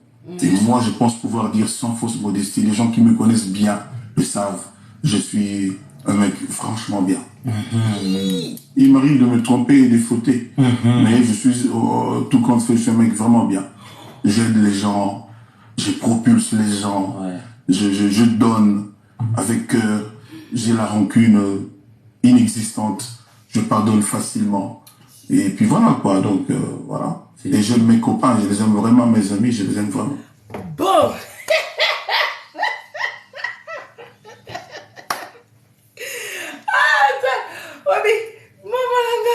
Kofi dit qu'il est un homme bon, il a un bon cœur, il donne, il propulse les gens, il n'est pas rancunier, il aime ses amis. Qui sont les amis de Kofi? Bon, dis-moi présent. Qui sont? Oui, vous savez, un homme qui se donne beaucoup d'éloges comme ça, Yemoko. C'est aux gens. Même si c'est un exemple, dans le village Moko, je ne sais pas si l'histoire est vraie, hein, mais Toyo Kango, bon, le balance est vrai ou pas. Que Maman Tabita, c'était une dame, Azaki Mwasimo na village ici Kabanda Ofanda, elle aidait tellement tout le monde. Soka Akucho na Bilamba Sokoli, Akucho a repassé, Akucho na Pondo a Tuchi. Et Mukolo Maman na Kufa Batutu Babandi Kolela. Maman, dites-moi si c'est faux, un rappel à Yoka. Donc, Batutu Bakomo Banzambe, Zongi Sei na Bomoy. Bon, puisque mon aka, Laza Muta, c'est quoi? Mais Zonga ne Batuba, c'est quoi? Pe Mususu Bazali, genre neti ba Maman Tabita wana c'est parce que dans environnement c'est quand pendant tout le monde on n'avait rien à lui reprocher, mais je pense pas que soko moni mutu yemoko azo el marabiosho Eli Bill, si gros bisous à toi na moni yo bande so moni mutu yemoko azo mi bois ka beloge. Voilà maintenant ce que j'ai cherché. Au fait, tous les trois psychologues au Papesa qui Kofi na tribunal, ils ont dit à de Kofi que c'est une personne azasoki comment on dit ça veut dire que c'est une personne qui aime que lui-même. Il aime lui-même. Bozela na simbe papiango na kesu koluka. Et ça sur la Bible ouais na simbe ki papiango.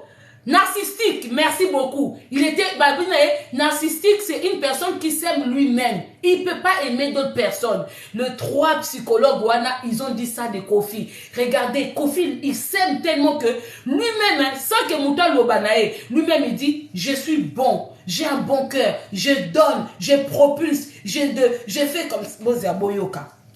C'est quoi? Bon, préparez un combat avec camarade à Kofi, parce que nous avons dit qu'il y a un battement, moi, batébélé. Sauter des haies, c'est dans le cœur que ça se passe. C'est dans le cœur. Non, mais c'est la manie des décolletés plongeants. Souvent les gens, forcés par leur ego, par leur orgueil, disent des choses que le cœur regrette après. Voilà. Donc le plus important, c'est le cœur. Le cœur de l'homme doit être bon. Et moi, je pense pouvoir dire sans fausse modestie, les gens qui me connaissent bien le savent, je suis un mec franchement bien. Il m'arrive de me tromper et de fauter, mais je suis, tout compte fait, je suis un mec vraiment bien. J'aide les gens, je propulse les gens, je donne avec cœur, j'ai la rancune inexistante, je pardonne facilement. Et puis voilà quoi, donc voilà. Et j'aime mes copains, je les aime vraiment, mes amis, je les aime vraiment. Bon, moi je vais savoir les copains. Bandeko o boza perturbé na décolleté, hein, décolleté plongeante langa do de Kolobo Bimana live parce que c'est comme ça. Franchement, j'étais dans mes démarches et tout. En aucun moment, même si madame, arrangez votre truc. Vous dramatisez des fois là, il faut pas dramatiser. Yoka analyse. Talata souk nanga yamilaï na fundi kiko, hein, de kodo de kolo. Voilà. Kofi dit, j'aime mes copains. Je voulais savoir c'est qui les copains de Kofi. Commencez à dire les noms ici. Parce que l'image que nous on a, Kofi, il a toujours eu des problèmes avec les gens. Que ce soit avec ses musiciens, que ce soit avec ses entourages. Alors moi quand il dit que j'aime mes copains, Inès Panda, il sait de quel copain il parle. Parce que Kofi, il a des Azanaba Mikala. Azanaba Batoyo. Moi, je ne sais pas si c'est ses copains. Hein. Je n'ai pas dit pas dans ma copain d'enfance. Il a des gens que lui, il chante. Hein? Ça, ce n'est pas des relations amicales. Bato Bakoto Akakofi, c'est des relations Bakeluka Libanga. il n'y a pas Pessi Mbongo, Ayembi Bango. Après, le reste, tous les gens qui sont autour de Kofi, ce sont les Moukala. Ce sont les pires petits. Il y a Tinda même Mikolo. Kofi, si tu es à côté de lui, à ton Mukolo, au Tinda même, au Ketoka Maï, au Kesson Bangouba. Maintenant, quand il dit qu'il aime ses copains, il parle de quel copain? Il parle de quel copain? Il a vraiment le caractéristique de ce qu'on a dit de lui. Il s'aime lui-même. Il se jette le fleur parce qu'il sait que personne ne va lui jeter ce genre de fleurs. Voilà. Sokoko, ce n'est pas son copain. Sokoko, il des copains a été. Il a même utilisé Sokoko parce que lui, quand il vient à côté de toi, ça dit que tu as quelque chose qui l'intéresse, il veut utiliser. Mais sauf que lui, le retour, quand il dit qu'il a propulsé les gens, il a propulsé qui? Il a propulsé qui?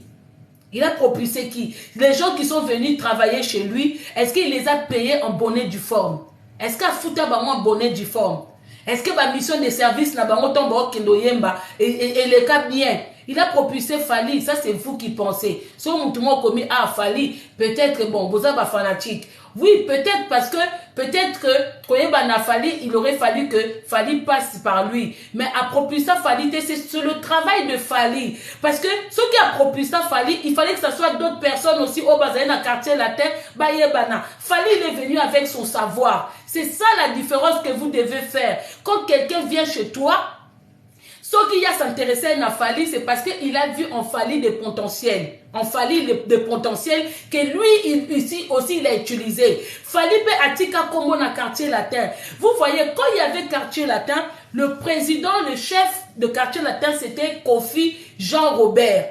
Mais bateau nous sommes tout autour au bazar ça la Elengia quartier latin. Il y a des gens au bazar qui Koko ta concert pas pour Kofi. Bateau belé bazar qui Koko ta concert wana pour que mon a Fali. Bateau sou bazar qui pour na Gibson. Bateau sou bazar qui pour na Suzuki. Bateau sou bazar qui pour na Soleil. Bateau sou bazar qui pour na Bourreau. Mutuna Mutazalaki, c'est-à-dire que ces gens-là ont ramené un plus chez Kofi. Mais bien bon na kaka asala mutu boye. Bon o bateau wana basala na orchestre wana. Prévané bazali sous-souté quartier la Texas n'existe plus. Et comment quartier la Texas, comment Kofi et Cindy, bah comme Rochero et Mbiliabel, bah comment Kotambola, bah y Paris, bah à Centrafrique, bah Côte d'Ivoire, tant que Rochero et Mbiliabel, bah ça lui sous quartier la tête. Et l'enguane zala qui a quartier la tête parce que bah Sam Titu bazala qui wana bah Willy Boula bazala qui wana bah tout bah yaki na quelque chose. Bayaki na quelque chose. Ce qui aime ta propulser, pourquoi on ne se pas si propulser te? Ce qui si Fali n'était rien. Mais tant qu'il fallait cela qui album nae, il fallait qu'il peut échouer. Tant abimi si deuxième album, il fallait qu'il échouer. Vu que ma solo ne soit qui pas à Kofi. Ce qui ma solo ne soit qui pas à Kofi. Tant qu'il fallait à Longwe, mais il fallait qu'il a échoué. Vous voyez combien de musiciens bazar à Paris babimi sa album? Moi, des fois, je suis fâché. Comment la musicien, neti, garçon, mon canton, bimisa album, awa, abeta guitare, et pas défendre, biso papa, wemba, comment il est, mon gratana, Thierry mon gratana. Obina fâché, la garçon, wana. Ngabi, mais pourquoi vous bois comme bon, mon boy? Neti, abimisa disque, est-ce que Toyoka, à quoi t'as fait studio?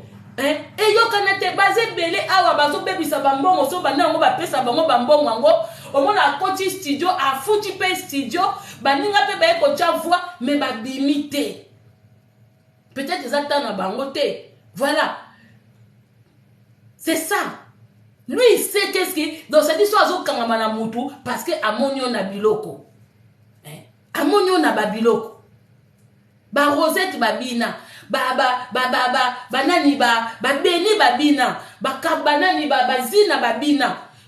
Comment ça se fait que danseuse au batika kuna toka bango souté parce que bana danseuse wana Sandralina bazaki bayaki pe na babiloko na bango. On a toujours quelque chose en nous et lui il sait reconnaître ça. Siko to banini a propulser sou danseuse wana te musicien ne souto na zo propulser bango te. Parce que bazala qui na eloko.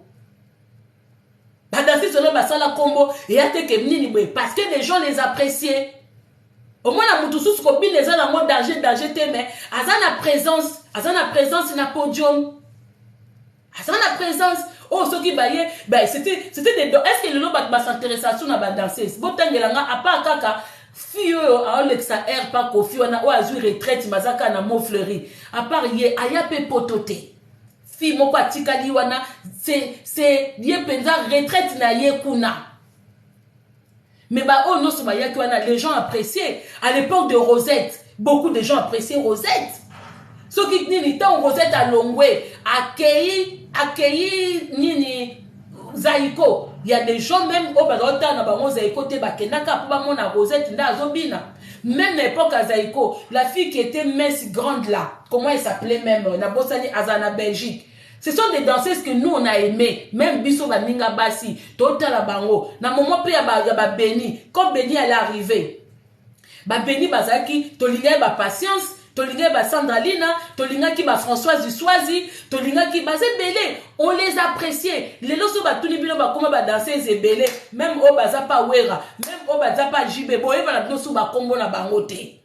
Boye bate donc c'est dire que bolo bate ke ba propulsa au pesi makam na pesi makam sauf que chef ou azaki égoïste azozwa makambu mais azozongisa makambu pas comme il faut a propulsa bango te soka propulsa bango la plupart ba danseuses peut-être benga ba fan na ba Londres te na ba Belgique te na ba France te benga ba comme peut-être ba grande danseuse parce que danseuse eza carrière bon mon Jennifer wana te et là on dit Jennifer abina kawana o ba Rosette babina te oyo ba Françoise babina te ngaku na kuma mona ku Jenny ngo kutonje pa zo bina ne pe susu penda malonga pe soute et comme on ka ba pa moko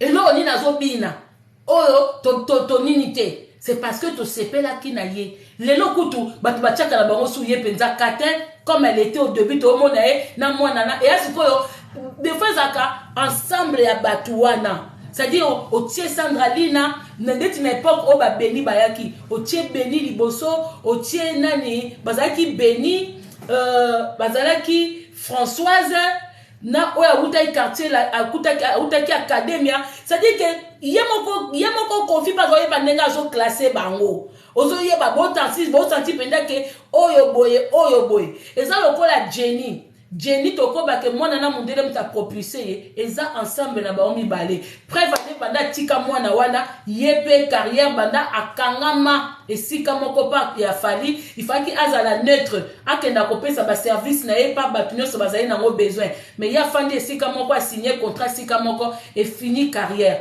ba carrière musu esenga te ko zala sika moko ba carrière musu esenga ka ozala indépendante koto ba bengio neti ba infirmière rebelle bazaka indépendante ba infirmière musu monde na ya sala na hôpital boy asala na clinique boy mais infirmière musu monde azana mutuka na ye azana indépendante c'est-à-dire que asala ba domicile bo bengie boyaye bo bengie boyaye ba carrière musu esenga bongo esenga te ke ofanda esika moko ce qu'on approprie ça banane et ça bien te quand lui veut le meilleur il dit que ce qu'on est du côté à ma camarade. Moi, je ne sais pas Kofi, il a qui comme camarade. Parce que la plupart des gens qui ont fréquenté Kofi, ils ont toujours eu quelque chose à m'abder à Kolobasourier. Ils ont toujours eu quelque chose. Même ma vie n'a pas kalalemba wana o ba yebiye. So bo fani na ba on ate. Sorodiongo. Ate sorodiongo. Mais écoutez lui-même devant le journaliste comment il se vante naza bien na propulsa batou. Moi peut-être lui dans sa tête, il se dit même pas que batou peut ba propulsa yé. Il se dit pas. Bah si c'est muso azaki na mo pas azaki na ba boga pembeni. Azaki na ba belle femme pembeni. C'est ça aussi les gens. Yo kasi batu bakendota la sou Kofi pona Cindy. Ba bi ke za mbuma na ya zolia. Batu ba zola bango Cindy te. Batu musu ba zo kota quartier la terre concert pour bi ke to mona ba cuisse ba momi, to mona ba taille kitoko, to mona ba fifi misiolo, to mona ba zina, to mona ba beni, to mona ba banani to mona ba tebele ba msu ba zo kende po to mona ba bourreau ba sam titu ba willy ba modogo ba zo kende po nango en aucun moment il dit l'importance de tous ces gens là. Orchestre c'est un groupe, ce n'est pas une personne. c'est tout l'ensemble. Et ça le la nzoto. Nzoto soki loko moko komo longwe komo chika la défaut. Yombo mona na orchestre moko bo soka mise moi longwe. Au moins l'équilibre ya li soute comme ba komo luka ressemblance. Nanya kokani na ye, nanya sali boye, nanya koko remplacer, ba comme koke luka mutu moko boye asa ndetsa kokana na mutu ngo me waya. Tant bourra lo waki, ba kendo luka garçon moka comme ko ya kobino je likaku. Garçon wa kenda, akokate parce que za bourroté. Akokate po za bourroté, mutu fo ya na ndenge na yo, fo mi ye ya yo. Soko ye parce que ba émission que yaka ko remplacer Kingani, yaka neti na quartier latin. Voix Suzuki bozwa mo panani. Voix Suzuki, neti Gibson, ouais mbara voix zika wana. Voix ya Gibson bozwango wapi. Moi ba ensemble wana, ils ont ça la bango kitoko. Yango lelo ata lobi a refaire quartier latin akokate. Akoka lisusu te po bana na pe bazena makam na bango. Donc quand vous recevez monsieur Kofi na ba émission na bino, il y a des choses plus importantes. Bana wana banga basa la deuil na bango. Po basa la deuil na bango, un moment même si Kofi va pas venir reconnaître ma basa la bango, il doit venir quand même dire certaines choses. Il faut pousser Kofi, il doit payer. Il doit payer Kofi. C'est comme ça que moi nous on s'écarter, c'est parce que azo boya ne ko futa ba po casser. Ta fille elle est jeune hein? 24 ans ou 25 ans. Mais yo bana bato zo bango na ba 17 ans, ozo bango na ba 16 ans, tu en as fait quoi? Donc ngai so bo ka sane tu mama kongo yo komona. Non. On ne fait pas peur aux gens ici. On ne pleure pas. Tout ce qui sort sur les réseaux sociaux mérite analyse. Donc, Kofi, si tu veux le meilleur, tu n'as pas donné le meilleur aux enfants de Trui, mais tu veux le meilleur pour ton enfant de Diston, ce qui est bien. Donc, Mawaka Kapona Bino Batoyo, Bozaï Bami Kala ya Kofi, Boye Bofingeli moi Nanaye, Kofi kiffe sa fille. Kofi, pour aimer sa fille, il a d'abord aimé la maman. Ah oui, il a aimé la maman. Donc, tout ce qui va pour Nalelo, pour na Kangiamwe Belé, Kangiamwe Belé. Donc, Bato Bobotana Kofi, Botanga Bana 11. Bo ba lo benga e un rôle. Bo tungise kande aza na Afrique du Sud wana. Neka ke miswe bimi boy. Maman na maman ali ate, ali aza na assurance. Diego maman Diego aza na assurance. Ba minu malgré ba kipara bango te ba barate mais ba yebi quand même po bango baza parmi. Ba misusu to yoka ba kombo mais soki yo yebi ke obota Yolande de mon cœur. Soko yebi ko obota na Kofi. Et que Monica Tagiba na 11, zoa téléphone, maman, kou façon numéro na passe, zoa téléphone, benga Kofi, tout nae. Est-ce que parmi ba na 11, yanga pas Zali? Yanga pas Zali? Et c'est que naoki mawa na moni publication moko ya Minou, ba poser son question concernant Didi Stone, abi ba ebanité. Abi ba ebanité. C'est quoi wana bolobani? Eza faute ya Lia ou eza faute ya maman Minou? Non. Bazan a deux mamans différentes. Mais Bazan a papa moko. Qui dit que la personne qui doit réunir ses enfants pendant qu'il est en vie, c'est Kofi. Voilà, c'est Kofi. Ce n'est pas, oh, Ali a Sangi Sabana te. Moi, je ne comprends pas quand vous vous demandez qu'on Sangi Sabana. Sarah Koutou na Bible, a Sangi Sabana te. Sarah Koutou, donc, Mobali na ya Bram. A solo la, obi ke ba chrétien bo amité mama be. Ba chrétien boza ma kasi na okima pa bostra ko ke noko bela ka bo mais quand il s'agit na makambu ya mukili ya solo bozanga kakoyeba Sarah kuta bengani Abraham azo solo na nzambe matin midi soir ça dit que afanya okinzamba ebisi yaka dikolo yepe kwata lukwatula kei mais asangi sibana te. Donc, ça dit que mobali a sangi si banate, bilosko bozoba, ali a foko sangi sakabana, fo boye non. Mutu moko te ya kana banoko lukabana bakingani si Kofi vere, soki bana na fo basangana, ou ba momonde ba komi mikolo, ba bando bengana.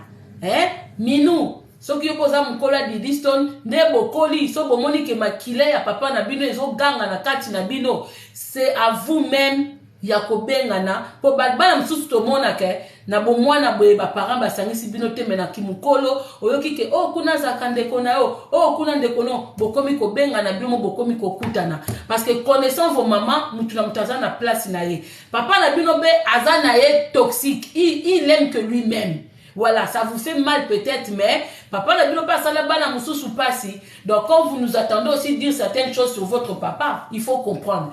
Sikoyo, avana kanga, avana sukisa, na eli babasi oyo, oh sinda zwi libala, sinda botoli metisi libala. Tant on a yaki na émission na baki mobala mutu azalaka te. Bien surtout, Mama Congo, pourtant la baki mobala mutu azate na sens nini, soyez prudente. Soyez prudente. Na sens wana ke ko kansate ke mobala za aki. Mobala za eloko moko akite. Mwana kutu oyo boti okokange éternellement te po akokende. Bon mobala okute na mukili. Nde okanga ye. Donc il faut faire attention. Mais moi je comprends pas l'image que Cindy donne. Comment bino basi oyo bokenda koswana na bambanda bozo ko acclamer Cindy. Pour acclamer Cindy, c'est koza kaka deuxième femme ose la place. C'est koza likango ose la place. Parce que moi si mon kota zana libala na ya dinga ba ko arracher libala. Si ko ngana o comprendre ete bateau bozo kumisa Cindy, boza basi ya solo ou boza po basi bino bo kumisa Cindy. Soki boza penda basi ya mabala. En tout cas moko bozwa mbanda bol, ne pleurez pas. Ne pleurez pas. Pour moi, les bateaux sont qui congolais, ça, quand on commentaire dans les réseaux sociaux, pour la loyenge ya batu, pour la nini, parce que image ya Cindy, ça image ya mabe. Ce qui alia, alongola moi si moko na libala, to yebite. Ce qui peut akuta ki moi si nanda kuya longoli, tozako couranté. On n'a pas vécu ça. Mais ya Cindy, tout le monde voit dans les réseaux sociaux. Vous voyez que Cindy a comme ça bate be na keba keba. C'est pas le seul orchestre, oh, moi ça zoui madame mobile, hein. Chez Héritier, tout ça na Black One Love. Black Love. Black Love, ce qui One Love. Et pas Héritier. Une fille comme ça qui chante chez Héritier. Fille wana za tout simple, belle voix, bon, n'a été vraiment bien aimé. Mais imaginez Jack Love, ok. Imaginez aujourd'hui que Héritier Bali. Est-ce que moi si wana a confiance na Jack Love? Si ko carrière à Jack Love, ce qui moi si héritier, abandi ko ba Cindy abotola azwa libala ayaki musala. Ce qui va komi ko cha mwana batu Jack Love mal à l'aise. Bon mon était que ma carrière a battu comme illimité. Bon mon était ma carrière a battu comme à moins que héritier a célibataire, a sepela na Jack Love, ba sala wana est différent. Mais Cindy Aye Kofi n'était pas célibataire. Et ça, image, moi, qu'on a évité de passer par Congolais, certaines femmes, hein, parce que c'est pas tout qui accepte ça. Image, on ça ma bé. Et ça ma bé, moi, quand ils ont fait ça, et c'est là comment il fait que les canards coucou. Mais quand ça sort devant les gens, oh, bon, on a que travailleurs, ailleurs, à coucou, botolo, libala, même na ba misala, batu ba yongo, ba se bele, ba koma ko boya, ba na misala, ba na basi. Parce que na babilo kwa boy omona mwana ba misale bele comme limité na Congo wana omona mutu azoluka musale sika kokozwa mwa lipa ande sa bana mais du fait kaza mwana mwasi mama bona ye te ngana ozwa mwana mwasi te polobo koma mbanda nanga tala image bozo pesa et vous acclamez ça azui plasi et vous voulez aussi que mwana accepter yango que mwana yebake papa Moutayaki Moussala comme moi sa papa. Vous acclamez ça. Bino bana basi. Encore ceux qui mibali tu bazo acclamer. Moi je sais que les mibali ils sont bizarres. Mais bino bana basi bozo acclamer Cindy. J'espère que beaucoup jouent bambanda te. Ne venez pas pleurer. Hein. Tokata ngana otala ka bato bazo okumisa Cindy. Bato ba okumisa Cindy mais boza bana basi. Ki bombata ba botolo mobile swaka. Ki bombande swaka. Yango mona mbanda taba zule mwasa kitoko baka niveau na ngate parce que swaka atana mutema ebi keza niveau ku te élever mais ko soit hein tu es dans ta maison siko ngaku tu mutuma zolo balanga mutuma ebi senga ke oh eza foti alia bandeko quand vous dites que eza foti alia oh tangu kofi akima kipoto tangu kofi akima kipoto akanga mena kini alia banda okende mingi te parce que bandeko être une femme au foyer Ce n'est pas facile. C'est pas tout le monde. Dans mon collègue, dans un peu qui non, Ali Andenga, qui femme au foyer, elle pouvait faire beaucoup de choses. Non, basi bele bazana bango habile dans ma beau côté. Basi bele bazana bango basi te ke ba comme ba auto-entrepreneuse, asala eloko, abandoteka. C'est pas donné à toutes les femmes. Il y a des femmes à Fanny Nandaku parce que Ali a étudié, azana carrière. Il y a na basi mususu batanga ba na carrière na bango mais a te carrière ne pemeni po aboko la bana na ye. C'était une femme au foyer. Bana ba otanga na poto. À quel moment bolingi ke abandoko tika bana pa ya tonton de tonton bazana vie na ye, azana mwasi na ye na bana. Siko abando sa nini? Azwa bana o bazana poto. Ake na bango na kin, ake kota bango ta. Quand vous dites que au Congo, il y a l'école belge là-bas, il y a l'école française. Maman, ba école wanezaka ndemona awate. Ezaka ka basé na Congo. Et ça la ka ba même sorti awate. Awa bana baliaka na cantine. Awa bana bakenda ba parc. Ah, bana basala ba sorti au musée. Yo kasi mwana ozotanga na école française na Congo, aketa musée nini. Akene sorti nini. Akene parc nini. Parc na Congo ezalate. Mais bon mona bana biso ba mindele awawa, bana école mindele awawa ton bazotala.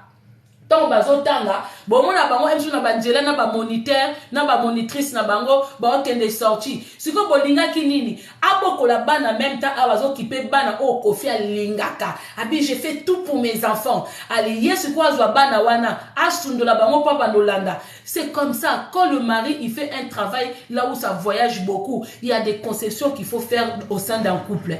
Ba yokane bongo tuyo fanda boko la bana ngana ke lukambongo ale bana na ba cette dame-là travaille pour papa. Et cette dame-là, demain, après-demain, devient la rivale de maman. Quel enfant va accepter ça? Quel enfant va accepter ça? C'est différent. C'est que vous êtes des femmes qui acceptent. Bon, mon Cindy, bozo ko sepela. Mais na tout il y a toujours des voleurs volés. Façon que otie muninga mbeli bakocha yo. Façon mobala azui yo, il peut pas te respecter comme ça. Parce que azui yo na kimuyibi. Bazora place ya munuta kufi. Mais bazora place yo arracher mon touté. Ozo ko arracher soi-disant. Ne bino bo kanisa. Ozo ko arracher libala moko oyo. Papa lela bana wana. Cindy, il faut bota Didi Stone. Na ebisa ko déjà na dini wana. Bota Didi Stone. Bota mwana moko kende panganga na bino na butu zwa bolingwa Didi Stone tango na mwana wana soko boti Didi Stone te mbandano ezala lia te. Vous savez quand tu prends un homme qui a des enfants, des jeunes filles yeba ke mbande za susu mama na bango te mbande koma kabana wana mbande koma kabana il faut za lokola so boza ba chrétien boza le lokola comment on est nani oya zo ki libala ya reine Vachi oh, la reine Vachi a coûté un poste vide. Esther a coûté un poste vide. A coûté qui reine Vachi a sali bouzo bané na libala na ye a babomiye. Allez, hier qu'on remplacer. Et quand vous dites que c'est la faute à Lia, à Tiki espace, à Tiki place, à Tiki boé, vous êtes aussi les femmes à la maison. Ce qui se passe dans votre maison, nous on ne sait pas. Même il y a Kofi na Lia, il y a Jean-Robert na Lia, biso toyebite, biso tolobaka auto monde na réseaux sociaux, toyebite. Mais quand tu es une femme, évite de condamner.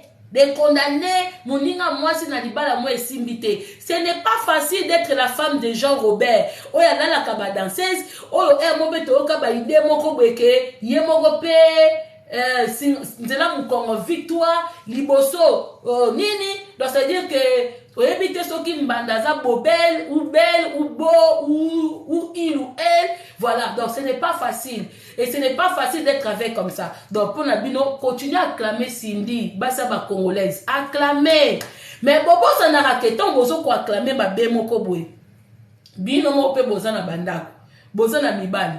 Tant bozo ko acclamer Cindy, keba na mobali no pembeni pour mobali soka monyo acclamer Cindy, yeba ke julo Cindy. Tant yeba ke zwa, muko ba no te melobi, oh, mais moi sinanga, yo sepele na Kofi na Cindy. Comment on appelle ce qu'on a joué Cindy yo boy? Boye baka makambo sa na réseaux sociaux. Bosa la ngona kobatama. Ozui téléphone au côté na toilette. Olingo finga mama Congo po makambo Cindy azosala ezana ngo vi na ye. Mena miso abapeza mabe. Kene na toilette parce que so osala ngo sika mobali naza. Mobali noko globi yo poko zwa Cindy. ozwa Cindy keba Cindy kokoza nièce na yo parce que opesi déjà mobile fait vert ya ba Cindy keba voilà bokeba nango bokeba bomoni bino boba ke Cindy akozwa nini mbili ya belle pe azwa ki place po bazo voyager na ke Nairobi na ke Kenya na ke France na ke boye mais suka nango tozomona kaka tomoni ndeko na biso po mukila mwe benda peka mibala en première ibenda ka mibala en premier ye wana mbila ben telantele akomo bwaka misu papa pimboma bokumo bwaka misu papa pimboma boye na boye abosani donc ba vie tozomona ngoka ndenge ba mukilezo kende boye yango vie mutote ya yote nyonso tozomona continuer ko adorer Cindy continuer kokumisa Kofi parce que yo linga banzembo ya Kofi il chante bien il a de belles chansons ba mélodie kitoko ba parole à kitoko mais quand on parle de Kofi on parle pas des chansons oyo yozo sepe nango parce que la plupart ya ba maman obo kumisa Kofi c'est parce que vous aimez ces chansons mais là on parle pas des chansons on parle de la personne de Kofi on parle des danseuses oyo ba souffra na maboko ya Kofi o ba vivant na ye o ba doit ko témoigner mais yo mto vivant ngote oza musika o mpoka ko linga nzembo moi aussi j'écoute les chansons de Kofi hein. Bon, quand c'était que nous avons ça analyse, mais que nous avons profité, nous avons kitoko parce que je n'ai pas de problème avec ces chansons. J'ai des problèmes. Il y a ma solo otozo yoka. En aucun moment tu as Sandraline a fini à lire. Pourtant, Abimana Kofi. Écoutez bien l'analyse à Sandraline parce que vous aimez trop dramatiser. Okokufa Sandraline. Quand on dit que le sambela nzambe a passé à l'audité parce que yo posa na kifanatique sambela nzambe na yo oh yo yebi parce que bino boko makaka so passer à moka opesa bino moi 10 €, moi 20 €, boko mi fanatique boko mi olebo sai la bolo bela nzambe oza loko a ken piana passer à l'audité keba aza mutu lokola yo akufa rappel lokola yo afanda na nzambe te amona nzambe te car ndenge yo zali ka ndenge dodi na bino azali donc quand tu es dans le processus il y a délivrance il y a commis bimisa makamno o eza na mutema na yo et confiance en toi-même et na croyance na yo koke na croyance a mutu te ba passer dodi na no ba bata butu yo opesa e confiance jo na Kofi bakutana na butu to ne bakuta na butu po ba eloko boko te ba mutu moko na musai na nzambe na Kongo azate musai na nzambe na Kongo azate za na confiance na croyance na yo na makamno zo bimisa na délivrance na o zo bimisa o ça la processus ya ni na yo o se dégager parce que des fois c'est comme ça hein? Yo ça nango à travers ba journaliste mais na poto a soke kuta pe na ba psychologue ba no chiko kako lobaka o se dégager o se dégager mais quoi la biso ba publicité ko pasteur Dodi te wala tika makambo wana ken pe na mtamema na ba délire wana bo adora ba pasteur mo be pona moi quelque chose te parce que makambo loba eza ba blague te eza ba blague te donc et confiance na croyance na yo et confiance na nzambe oyo yebi nzamba mutu te tika ba nzambe wana oya kozwa nzambe nanga nzambe ya mutu te ya yo moko et je te félicite ce n'est pas facile moi nana zo réclamer jeunesse nae c'était une très belle femme jusqu'aujourd'hui elle est une belle femme peut-être o ele kana ba vie nae peut-être mibali misusu ta ba danser zo ba bala bana mibali nanda ku sa féliciter boyebi te ke ne ba binisa bango wana des fois ba lati bango ba tenir moko approprié hein donc pour oswa mobali na ba façon moko des fois c'est très difficile. Délire musu basaki bazeba amike. Donc quand j'attends Sandraline à parler, ça fait mal. Bino bozwango boseki, mais biso ngata nota la ngonga na osekate. Na ota bona mona souffrance. Boba banda kala zalaki wapi, banda kala chaque chose a son temps. C'est son moment à elle. Ba misusu pe belé ba fandi wana ba okolobate. Ba okolobate, ba fandi emtu ba souffraka, emtu na butu balala te. Donc congolaise tika muté amabe. L'ennemi de la femme ce sont les femmes. C'est que vous les femmes qui attaquez les danseuses. C'est que vous les femmes qui dites aux danseuses qu'elles sont menteuses. C'est que vous qui au lebo kumbo attaque babi basi musu baza kokote la te. Mais makamususu eza kokote la. Tobite ke bo baka Kofi. Makamu Kofi asalaka na bamboka mususu a futa a puni. Mais dans mboka biso congolais, vous mettez les fanatiques. Quand on parle des choses comme ça, vous vous mettez parce que Bolinga Manze Moné. Nous, on aime ces chansons. De la même manière, lui, il souhaite le bonheur à sa fille. Banana te ba parents bango ba souhaiter bango ba bonheur. Ba kanise ko kende quartier la teza musala. Ba ke musala. Mais ba ke kuta ba réalité mususu. Mais quand tu es au Congo, tu es dans la souffrance. Oh, pourquoi ba boya quitter? Pas boya nini. Toi, tu bien moi bi réalité à Congo. So Congo c'est malade, mu biso tout nga tous na ba poto te. Tout nga tous na ba poto te. Basi mususu ba fi mususu ba bala na Congo wana bakenda ba mabala boko boye bakota kaka pona ozomo eloko lia na tongo mboka neza miluka na tongo olali na butu faso la mukela na tongo yebite batu mususu ba ya poto awa ayebi même pe lenga mbetu bona na ba fi yote ba aka na réseaux sociaux pour congolais kaka niveau na ngate yango ba mona congolais koma na complexe moko tanga zo swana azola sa saki alors que ça mbetu, alors que ça ndaku, parce que ce sont des choses que toyebate. Batu mususu ba ya potowa na kin aliena sana mbelete aliena basani wana banzanza ya bakopa ya ba plastique batu mususu ava ya poto ayeba kine sala manger te na ndaku na bango sala manger zala kite boti ko buka lukuta soki mama balusi fufu bafandi na veranda bafandi wana azui sani bacheli bango sani balie batu mususu ava ya poto ayebi nde balala na mbetu te ce que j'appelle le lit avec le sommier ezaki aime tout ka matela na se mousse na se c'est la réalité. Si on a passé à bongo, ok, de sika moko boye, muto apeso de fils que $20, $50, mais kuno sa l'écartement, oko signé ango kaka. Oko signé ango. Bose belé toya ba poto bongo. Biso toya ba poto même na ba Congo te be ba pyjama te. Na buto oye ba no pyjama te em so longo bilambo la ika na kilote ba bebele mais au moins na muta komi na poto akomi lo fundu nga somba mbetu na nga boye c'est pour ça ba biso oko attendre lobi au moins na poto atongo te on n'a pas à faire à ça yango ba biso au moins na surtout nga bato bayaka aye na réseaux sociaux kaka basaki kaka basapatu ça montre vraiment d'où nous venons. Parce que bablo kona minde basala ngote. Munde so eko la sa ki se kazo te kango. Munde so eko la sa patu se ka te kango. Pour munde la ofanda ka boete abanda ko la sa ba biloko na e pamba boy. Voilà. Biso za poto za ba complexé. Mais ti lelo mageto lobelango batu bazo appelle les sauter. Au mona kana TikTok batu bazo sona ba basket comme bima, basket ayoji, basket aboye parce que esika to wuta tozaki bazanga. Tozai bazanga ebele kutu boya poto douche pamba Benoît batika komona ngote bazomona peut-être yango na Congo mona solo pango eza clôturer e ba na mbongwe so moni batu na mutuka ba na mbongwe to viva biso to na ba complexe wana na Congo to viva biso to na ba complexe wana na Congo batu mususu tia ya poto ayebi nde basoko na douche te bayebi nde basoko na Benoît te ayi komona douche na poto una bamboka mususu ya kenda.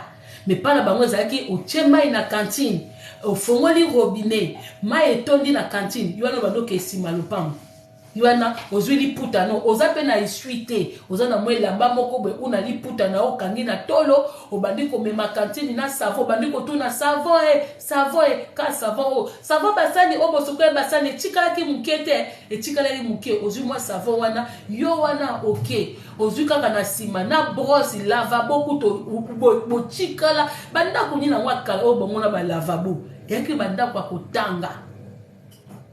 Ok na sima oniki miss na okoti na douche na bino zuli puta ubwaki c'est-à-dire que soki mutazo ya kuna famona mutazawa ezala ba toilette mususu batu ba mutazawa mutaoka fonza nazaliawa opona pe mususu papa na bino mutaza na toilette mais ozo beta mutazaliawa tala kaka niveau tala niveau mais to komi na poto siko bi bokome bongo pourquoi bana ngo baboya kite maman soki mutu nyoso abia beta parcours na Afrique nenga ya poto mais pona poto batutu bakoma bana malamu bakoma biso to viva bien batusu babosa na ke pana bango nzunge bande kokota moto na 23h ça dit faut bazela maman da kende ko luka maman ke teka asisi ko teka asombi ta maman zo ya mtutu 18h 19h l'état et puis biloko moi qui les a bizarre les points bella L'état maman bando pesa makala, abando tout à tomati,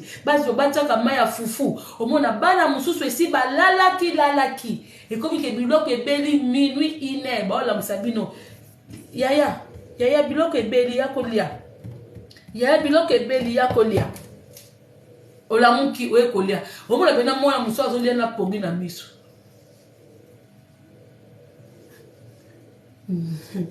Metanga komi na poto abando la sabatu basaki, abando la sabatu ngaye. Soko yebi siko uchi ozana mayele moko. Donc ne jugez pas ces danseuses wana.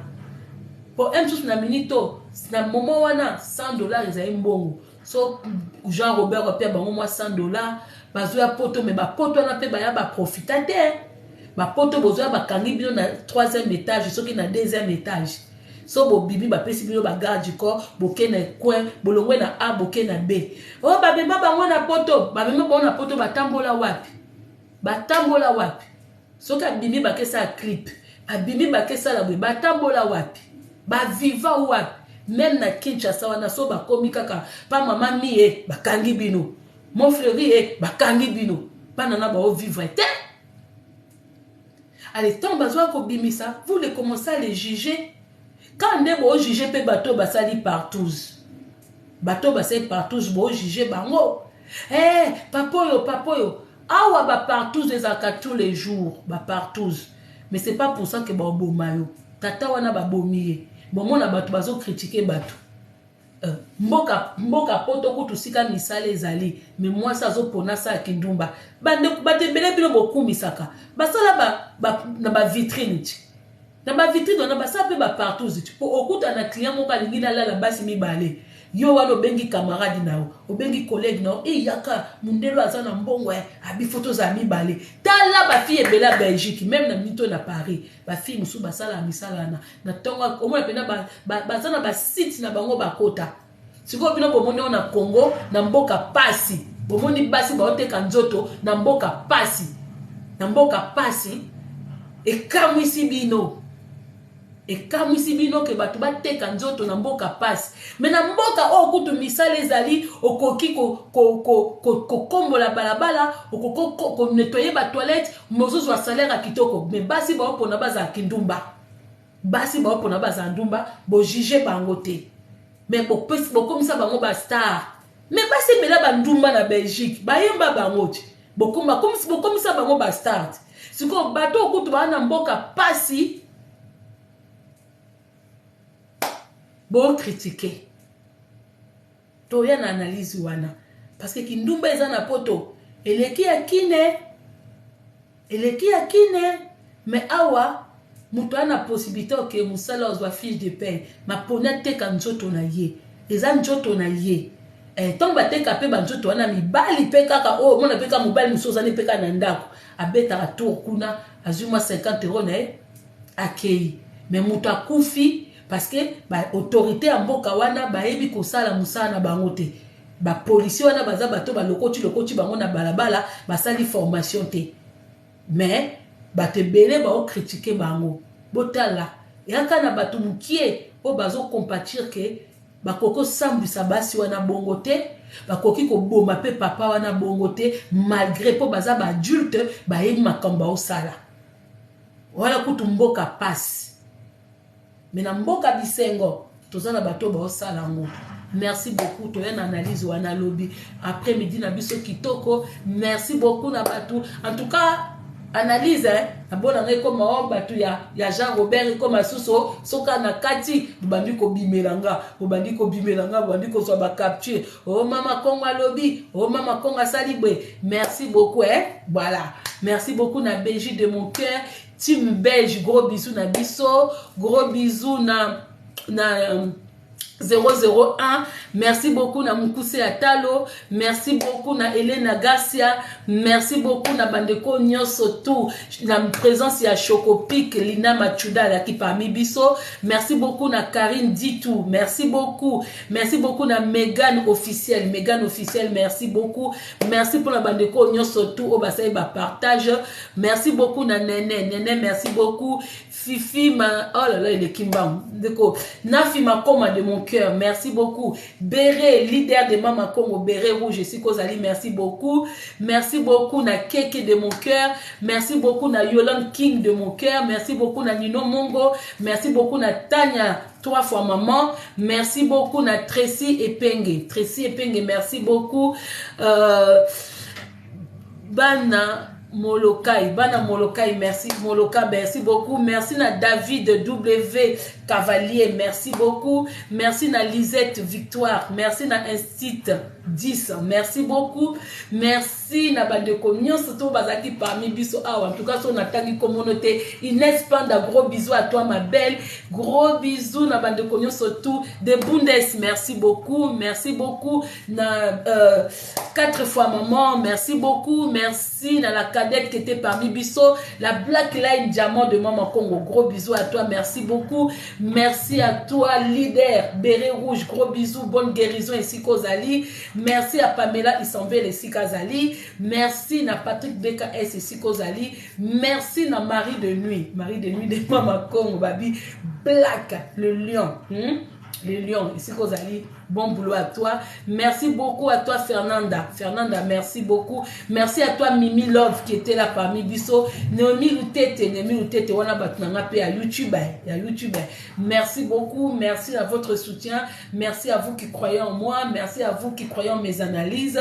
Merci beaucoup. En tout cas, bato nyonso bolinganga te lo sambo na ngai na créateur ya mukili oyo na bakoko na nga ke na nzela sika na tambolaka na kuta na kana bato ba apresiaka nga o nga pe na apresiaka o nyonso apresiaka Mama Congo te o nyonso Mama Congo abeti libaku o ya mona kiso amoni Mama Congo abeti Mama Congo mwambata ba problème nyonso mukili eza résolu na nzela na nga dodo kolo to kuta na kate soko to kutani na nzela na koma invisible ngana mona yo pona changer trottoir mais yo mona ngate amen amen. C'est de ça qu'il s'agit. En tout cas bandeko pe na beti ya mabaku c'est tout à fait normal. Trop. Bon comprendre mon émotion aussi que des fois quand on m'insulte, je perds aussi moi contrôle. Je piquer moi d'âme. Mais de nature, moi je suis pas là pour piquer, je suis là pour faire des analyses. Mais na finga makape mingi na pe mutu do kolo. Et moi pour yo takenga na pe na boaki moi venez na nga ya muke et ça libiso nga nyonso tout ndenge moko. Pauline Sita, gros bisous à toi. Gros bisous Pauline Sita. Merci beaucoup, gros bisous la famille, gros bisous na bandeko nyonso sur YouTube. Gros bisous, à la prochaine pour na ba analyse mususu. Merci na confiance, merci pour votre soutien, pour votre amour. Merci, gros bisous, à bientôt, bye bye.